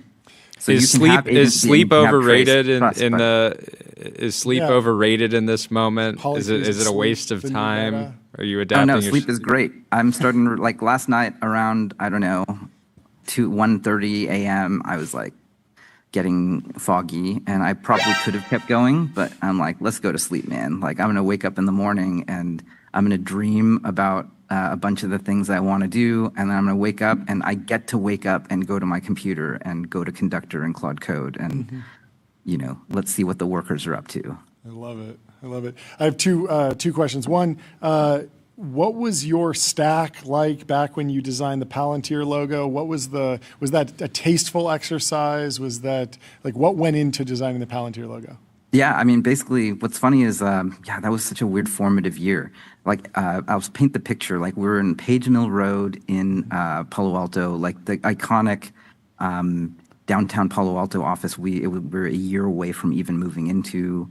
This was across from where I think Tesla headquarters in Palo Alto is now on Page Mill. We only were 12, maybe 10 or 12 engineers at that point. and I was working on the hiring site for PalantirTech.net or something. I think we didn't have the .com yet. And the original logo was created by my high school buddy, Stephen Cohen, who's still at Palantir and a billionaire many times over. And, basically I was like, how do I get engineers to want to work here?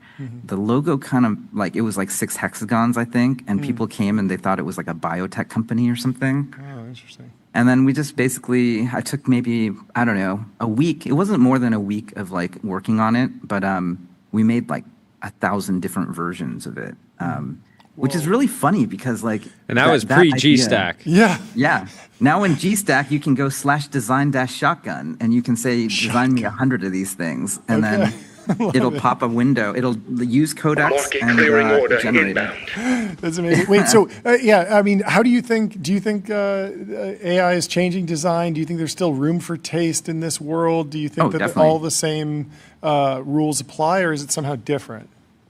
Oh, no. I mean, the machines don't have a point of view. Like, they'll give you lots of options. Yeah. And, I think if you don't have taste and you're using these tools, you'll make something that's, like, marginally better. Yeah. But it'll still just be, like, marginally better than average. Whereas I think it's clear that, like, I mean, there are tools like Variant UI, that's, like, a YC company that we funded. It's, like, awesome. Like, you just go in and it's, like, that's the real version of Design Shotgun. Like, you will have design tools that have taste. And if you use those, you will have a leg up. But I don't know. I guess it just goes back to the agency part again. It's like, one of the principles I built into GStack recently that has served me really well is before you start coding or before you start making technical plans at the engineering level, I tell it always search the web. It's like figure out what's, someone else has figured it out. Like there's something open source, there's something that's out there. Go all the way to the edge, and then basically don't try and reinvent the wheel, right? Interesting. So yeah, I mean, I think is there a world where it re-implements Gary's list in Jekyll or something? Who knows, really? I mean, we'll see. Yeah. It might. I mean, it's using a lot of open source software. Obviously, it didn't write its own programming language. It probably didn't write its own database. It's using off-the-shelf tooling there. But the core app, I mean, I guess with the right flexibility and the tools that you wanted and the features that you wanted, like it makes sense to. We're almost. It's not build versus buy anymore. It's like fork versus inference or something like that. There's like a What's new weird trade-off. is I mean, increasingly you don't even fork. Yeah. Like, I mean, it's funny. Like all of these things are very strange. We're in bizarro land right now. Like we're in mid-transition and like all of the transitions are not in distribution yet, which means like if you try to make a product right now and you ask it to estimate how long the agent is going to take to make it, it says human terms. So it'll be like, it'll take a human a month to do this. And then you have to ask it explicitly, well, how long are you going to take? And it's like, well, I'll probably take like 15 to 20 minutes. And it's like literally across the board, like I am coding 90, like my output in terms of like real products, not just lines of code, is like 90x that of what I did when I was in 2013. I made Posthaven that year. I made Bookface that year. And it's, I was at a CEO conference last week at JP Morgan 100, and I was talking with a bunch of like former tech, very technical CEOs who like now are full manager mode. And like, I was like, good news, man. It's time to come back. Time to, you're Peter Parker right now. Time to put on the Spider-Man suit because this is the time. And I was blowing their mind. And I'm like, they're like, oh no, like I shouldn't do this. It's not worth my time. And I was like, dude, it is worth your time. Like you can still be the manager during the day, but by night, you can be Spider-Man or Batman. Like you can don the suit and pull like, out the G-stack. A little sleep. Pull out the G-stack. There you go. And and my pitch to them was like, look, I am 90 of myself. Yeah. Like that's I'm a really good engineer. Manipulating time. Yeah. That's remarkable. I love it. And you could have 90 of yourself working on things like tonight and be the CEO, right? It's fantastic. Well, you won a ton of people over in the chat. They were skeptical, and they're very fired up. So thank you so much for coming on, trolling the haters. Good to see you, Gary. Keep building, keep shipping those lines of code, and we will talk to you soon. Have a good one. Goodbye. Catch you. Let me tell you about Plaid. Plaid powers the apps you use to spend, save, borrow, and invest, securely connecting bank accounts to move money, fight fraud, and improve lending now with AI. And we are running over time, but let's bring in our next guest. Brandon from CoreWeave is in the Restream waiting room. Sorry for keeping you so long. Thank you so much for taking the time to come talk to us on TBPN. How are you doing? I'm doing great. Thank you for having me on today. Of course. And could you introduce yourself and kind of take us through some of the news? I mean, there's so much going on, but I know that there's some big announcements more recently. Yeah, absolutely. My name is Brandon McBee. I'm one of the co-founders of CoreWeave. I'm the Chief Development Officer. So I lead all things debt, equity, M&A, ventures for the business. This is where all the money's raised within the organization. Yeah. And this new project, this new vehicle, how are you positioning it? How are you explaining it to people who are familiar with CoreWeave as a stock that they can buy, and they understand that you might use debt to finance, the purchase of a facility? They're familiar with the mortgage. How are you introducing this product? Yeah, so this product is one that we brought in the market about 3 years ago. Okay. And it was with our first facility, DDTL1. And what we've introduced today is the continuation of just continuing to build upon and execute within that original product. We're effectively taking this GPU infrastructure along with revenue associated with the GPU in these long-term take-or-pay contracts, put them together, and then take them out into the debt market and finance them. And I would say it's a financing strategy that has occurred across many different sectors, right? Like this is how LNG facilities or power plants get financed, right? You have the infrastructure in one hand, you have these long-term contracts in the other hand, you put them together, marry them, and you can stand up very scalable financing mechanisms around them. What's really important about the one that we announced yesterday, this is our largest transaction at $8.5 billion. Wow. And it's our first transaction being done. Thank you. Yes, it was awesome. It's a big moment. Huge number, massive. But, sometimes like forget the numbers that we're working with sometimes. And it was done at an investment grade cost of capital. So this was done at SOFR plus 225 or, approximately 5.9% cost of capital, which is incredibly important to us given the capital intensive nature of our business. And what gave the market, what gave the rating agency or you the confidence to put this in the investment grade bucket? How are you providing the data and the the backbone of that strength? Yeah, to your point, this all comes down to market validation. Yeah. The clearest signal out there is pricing, and confidence grows as cost of capital comes down, right? It doesn't really work the other way. So being able to drive down cost of capital here just shows the amount of demand there is for the CoreWeave credit product in the market. How much of this is, how important was sort of beating the depreciation gate allegations, to put it sort of silly? But a lot of people were wondering like, oh, those H100s, they're not gonna age well. And what we've seen is that there's a lot of data points out there that seems like aging older. Like fine wine. They're aging like fine wine from what we've seen. But take me through your did you always know that was gonna play out the way? Was there any unexpected surprise to the upside? And then how important has it been to have more data about how these GPUs monetize over a longer length of time? The depreciation subject has always been very interesting to us. We've been very consistent. 6 years is the depreciable life of this infrastructure. And I would say, if anything, we're expecting for the infrastructure to have useful life beyond 6. I mean, you see that today in like late 2010s SKUs that are available in market on clouds. Like they're not running that infrastructure unprofitably. Right? And it means that there's client demand for it. But as we look towards like Ampere and Hopper generations, I think in our last earnings, we've noted that our pricing on Ampere went up during 2025. And our pricing on Hopper stayed within 10% or so of where we started the year. Why is that happening? I think it's largely driven by inference, right? And ultimately this concept that not every workload only needs the latest, greatest piece of compute, right? Yeah. Which we're incredibly well known for running, but there are different types of workloads that need different types of infrastructure. And the market is simply efficiently pairing the right compute with the workload that they need. So we see incredibly robust demand all the way back to the Ampere generation, which I believe is 6 years old at this point from its original SKU launch date. And we're really not seeing any deterioration of these older SKU demand profiles, while also seeing accelerating demand for latest generation infrastructure as well. I think everyone's heard the stories of electricians being flown around in private jets and kind of the chaos of actually building out data centers over the last 2 years. Any funny stories from the CoreWeave team recently around all the effort builds? Yeah, on all the effort going into building out these clouds.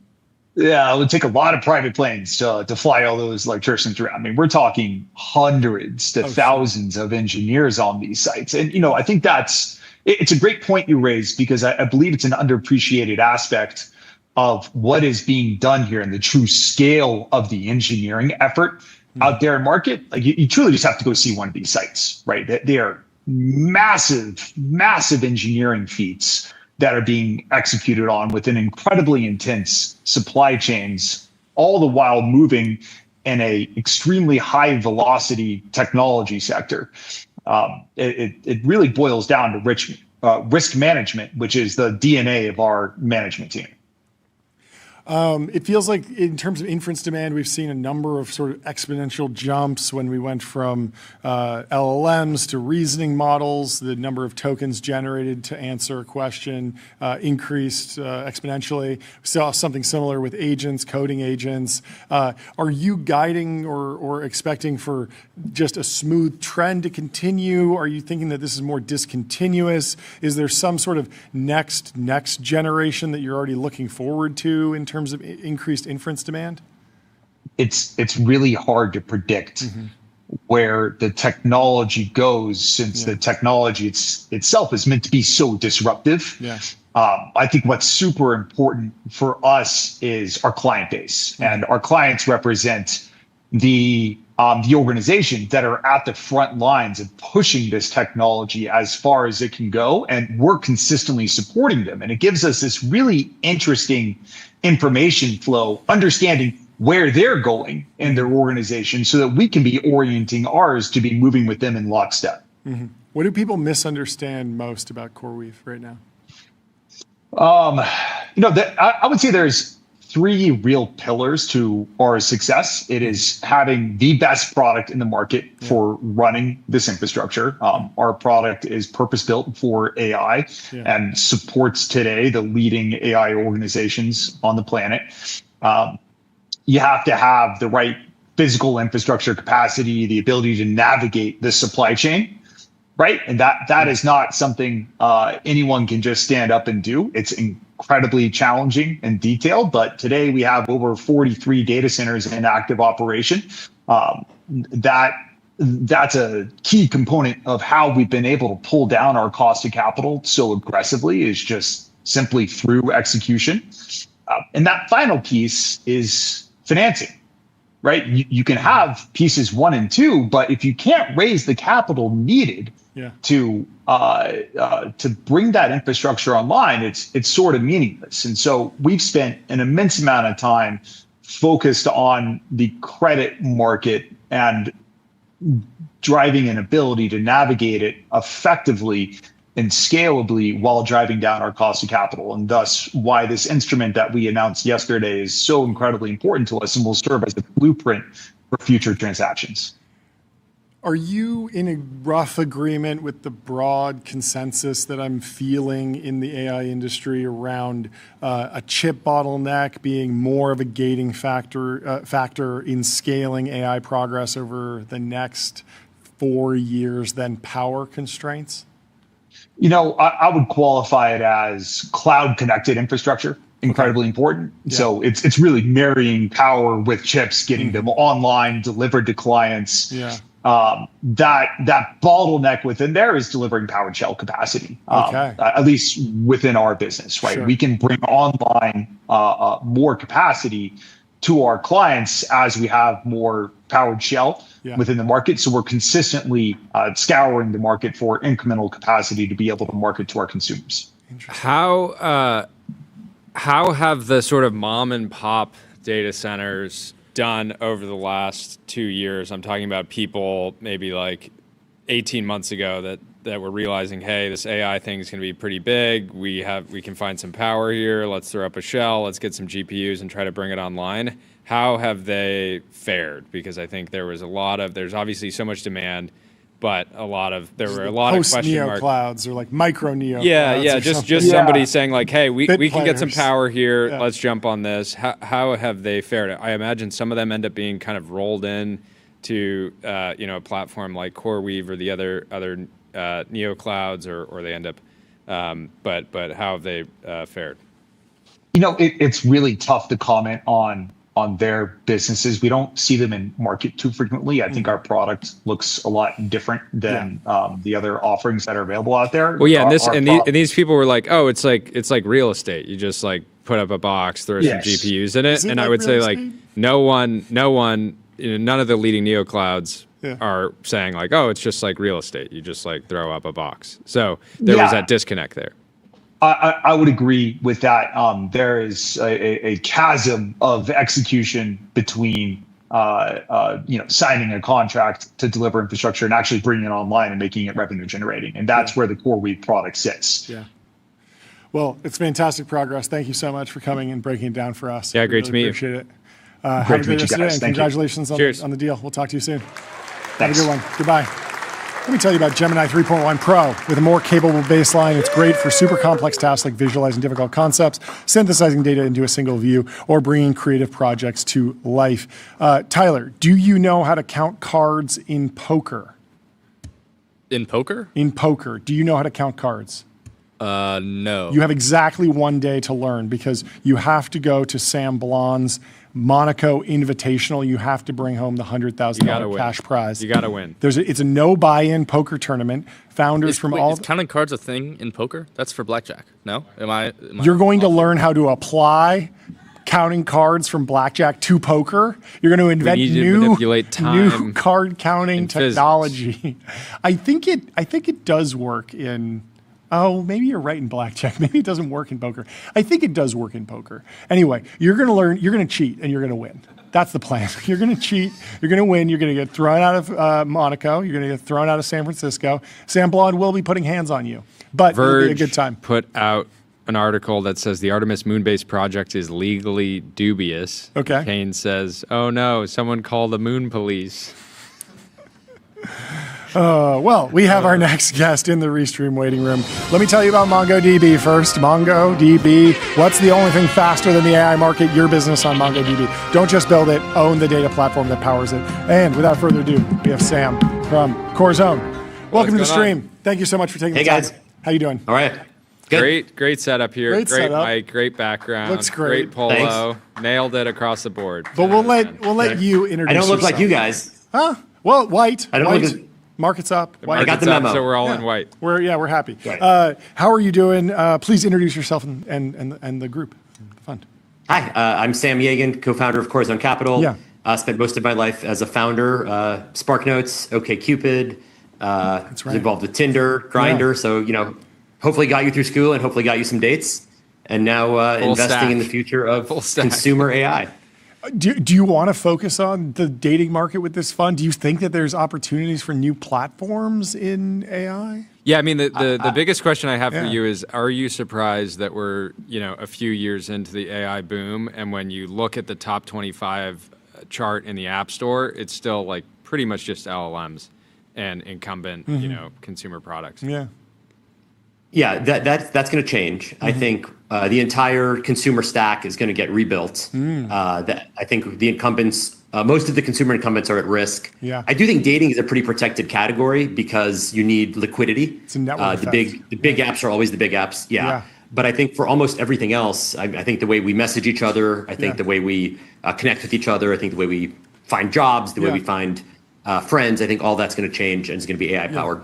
At the same time, wait, so on a relative basis, isn't there maybe counterintuitively more opportunity if you're building consumer AI, if you go into something that needs a liquidity pool like the dating market, and you can maybe use AI or just come up with a unique wedge, get over the cold start problem, get some liquidity on the platform, and then maybe you're better positioned because you can't be fast followed by a copycat that's just like cloning all your features because they won't have liquidity, but you do. If you can get past the cold start problem, that's right. But I actually think in the case of dating, I think the incumbents are much better positioned to leverage AI. But I think there are lots of other places where, and I'm surprised so many VCs are running from consumer right now. Yeah. But I think AI is going to transform the way consumers interact with technology in a way that has never happened since the dawn of the internet itself. Yeah. So talk about some opportunities. Yeah. Well, I mean, I wanted to ask, like, what are you actually looking for in an early stage consumer founder? Because it's very rare. Your case, you've had like multiple big hits. It's hard enough to have one. In my consumer, the random consumer tech investments that I've made, doesn't matter if I'm investing, pre-product or after they've gotten to 1 million users, they usually end up as zeros. So it's an absolutely brutal game. Well, welcome to venture capital. Well, and I would just say like this, the handful of zeros that I've had have concentrated in consumer. Yeah. I do think consumer tends to be much more variable than B2B businesses. You tend to either find product market fit and find a way to scale, or you don't. It's very hard to end up, I think, in the middle range in consumer businesses, which I think is why it's so attractive as a venture capital investment. If you can get them right, you get them really right. And that's what we're looking for. You asked about founders. I think AI founders are no different from your previous types of founders. In the early stage, we're really looking for founders who understand the process of finding product market fit. That's all that matters in the early stage. And I actually think AI can be a little bit deceptive that way because you can get the first few users to adopt because people are so curious right now. But I don't think that means you've necessarily found product market fit that's scalable in the way that it used to be much harder to get that first 1 million users. And I think it's a little easier to do that now. Totally. Yeah. Just this year, I've seen like the exciting kind of one aspect of why now is I think exciting to make a consumer fund is you're just seeing like 1,000x the number of apps. I'm talking to a family friend later today that's like built their own app, right? They're very excited about it. They want to get my feedback, and I just think there's so many people that were kind of gated by not having access to engineering talent or didn't know how to code themselves, and now they're building apps. So I think like the bar is going to go up pretty dramatically. I wanted to ask, like, do you think there is room for like taking like the capital intensivity of deep tech and bringing it to consumer? And I'm specifically asking because of like TikTok. TikTok spent how many billions of dollars on customer acquisition? They had a product with product market fit. They did some interesting things around kind of juicing engagement from at least my point of view. But then they also spent like hundreds of millions or billions of dollars on acquiring users. Is that something that you think you'll see in the fund in some kind of breakout companies? Yeah, I think that's a great and very nuanced point that you make, which is, are AI companies going to be more effective at acquiring customers or not? And I think AI hasn't really, your example earlier about an AI-based dating app, you just kind of assumed you'd get over the cold start problem, but you didn't really explain how you were going to do that. And so I don't think, other than there's a little bit more word of mouth early on because people are so curious about any new AI app, I don't think they've really figured out how to leverage AI differently to scale these apps. And so I do think your point about bringing some of the capital intensivity, I do think that'll all be reduced, but I don't know if it's going to be reduced on the marketing side specifically. For sure on the engineering side. Okay, so does that change anything about the investment strategy? When I hear 100 million fund, I have some conception of the type of checks at various stages that you might write. Yeah. But do you think there will be anything about running a $100 million fund in 2026 that will be different if I just look at the size of checks and spaces that you're occupying versus 5 or 10 years ago? Yeah. I think people are going to have to spend a lot less of that early capital building the infrastructure, getting the code written. I mean, when I started SparkNotes, we had to go lease servers and plug them in colo facilities back in the 1900s. Right now, you just you're going to be able to get your app into the App Store so much cheaper. And the real separation among founders is going to be, can you really figure out product market fit? It's not going to be about writing the code. It's not going to be about doing the marketing. It's about, can you actually build a product that consumers love? And that's really what we know how to underwrite here at Corazon, and what I've done throughout my career. Consumers love and has positive unit economics, because we're seeing this whole other dynamic right now where there's products that people love, but if they were actually charging as much, I'm thinking like image and video gen products where, if you actually price it the way you would need to be building a business, would the demand still be there? And if you think about, when the internet started, the beauty was that everything became free to publish. And so you had the first business model that came out was like SparkNotes, just take Cliff's Notes and make it free. And tons of companies did that. And now you actually have marginal costs associated with, the tokens and the AI that you're using. And so now all of a sudden, for the first time, you have cost of goods sold in a consumer tech business, which has really never happened before. And so that's one thing that founders aren't necessarily thinking about so much, is what the end unit economics are. But I don't worry about that early stage. I worry about let's make a product people love, and let's figure out the business model later. What have you learned about pivoting? That all the best founders have to pivot multiple times. It's very rare that you hit the product on the head, the very first time you do it. And I think that's why. Any memorable pivots, across your founder journey? I mean, the original idea for SparkNotes was a humor site that was very much like The Onion. Probably older than you. Yeah, it was called thespark.com. No way. In fact, the corporate name for SparkNotes was thespark.com. It was a humor site. And then we kind of realized that was we made a website for humor. For jokes. I love The Onion, and I love SparkNotes. Yeah, so we basically tried to knock off The Onion first.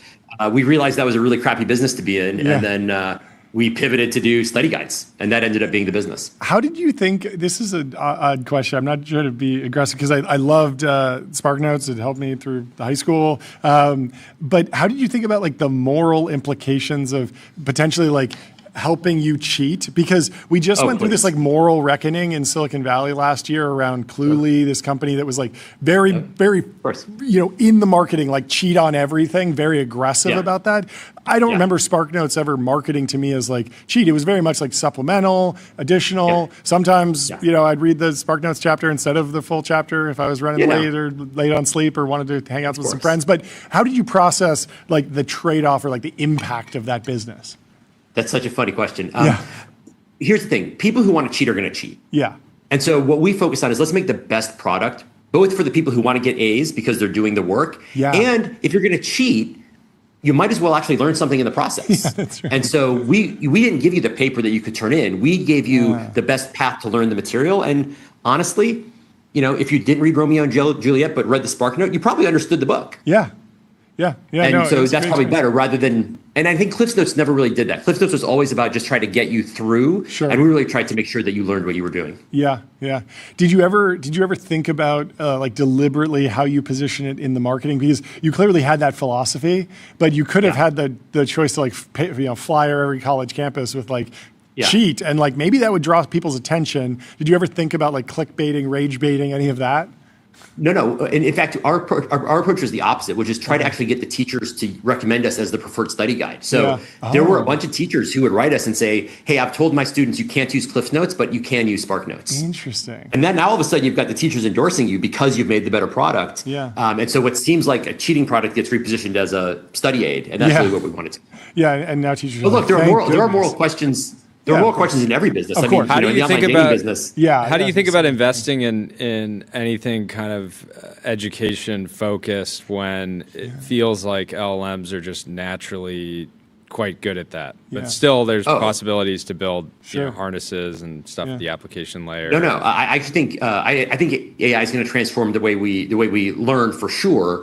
There's a company we're invested in called Brilliant, which is a native AI tutor. And when in the 1900s you had a graphing calculator. That was your to get through high school. And I think the next generation of kids, you're going to have your personalized AI tutor that's going to get you through school. And we're funding that in our fund. Yeah, yeah. It's very funny. I completely agree with your intuition that like, oh, AI has already solved education, but then you look at like Andre Karpathy is building something in that space, which is just like fascinating because like he has the most insight and has worked at OpenAI and Tesla. Like I wonder if there's actually like an AI hardware device specifically for learning. Because like think about the chat. Like if a kid is sitting there and they're like trying to use their phone to learn, but I could ask it about anything. But then you're getting a push notification from your friends, right? Yeah, you know, there's potentially some of these AI hardware devices that have flopped because they were trying to replace the phone, or maybe replacing it in the wrong context. And you should be thinking like, what is the next TI-84 that every student has that they're actually, learning with. That's cool. Cool. That's well, congratulations on the fundraise. We want to ring the gong for you. It would be an honor. Oh. Great stuff. Great stuff. Well, hopefully get many of your founders on in the coming weeks, months, and years. And we'll talk to you soon. Great to Amazing. Thanks, guys. Have a good rest of your day. We'll talk to you later. Deep into the fourth hour. Deep into the fourth hour. We got the 1 hour countdown. We're coming up on 1 hour, 1 minute, 14 seconds until the launch. We have an interesting post from Andrew Reed sharing on the 50th anniversary of Apple, the investment memo. This is the victory lap of all victory laps for a venture capitalist, writing $600,000 into on a real Apple, piece of paper. On a piece of paper. And there are some handwritten notes on here. It said, will be tough to do this deal. Small amount, minuscule, high price, second position. CMS wants to guarantee. It's a very interesting document. Proposed financing structure, $600K to A and $660K to AG, friends and company, $480 to one venture investor, invitees, Venrock, Julian CMS. Weiser says $600K buys 10%. Very rich deal. They're like, I'm used to buying 60% for my $600K. It's actually crazy, crazy lore. If you need something to do, it's not out yet, but maybe tomorrow if you need kill some time. Donald has made a documentary about a bunch of friends of the show, Will Depew and Riley Walls and the creators of the J-Mail suite. It's an attempt to capture what it feels like to be a young person in San Francisco right now. He's dropping that tomorrow, so you can go check it out. We have one last video to play for you today. Let's pull this up. What Production team. What you got? Let's see. It is in the chat for you. We also need to send profanity warning. Oh, profanity Apparently warning. Someone was swearing on CNN. Let's get the audio on. Okay. Cover your ears. Why do you want to be here? Why do you love space? Why do you love being a part of history? We're going back to the freaking moon. This kid rocks.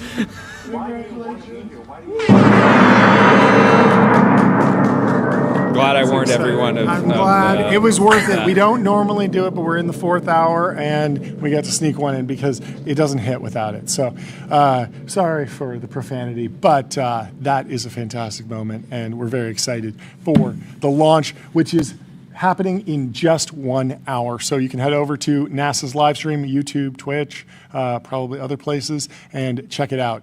Leave us 5 stars on Apple Podcasts and Spotify. Sign up for our newsletter at tbpn.com, and we will see you tomorrow at 11 a.m. Can't wait. Pacific. Goodbye.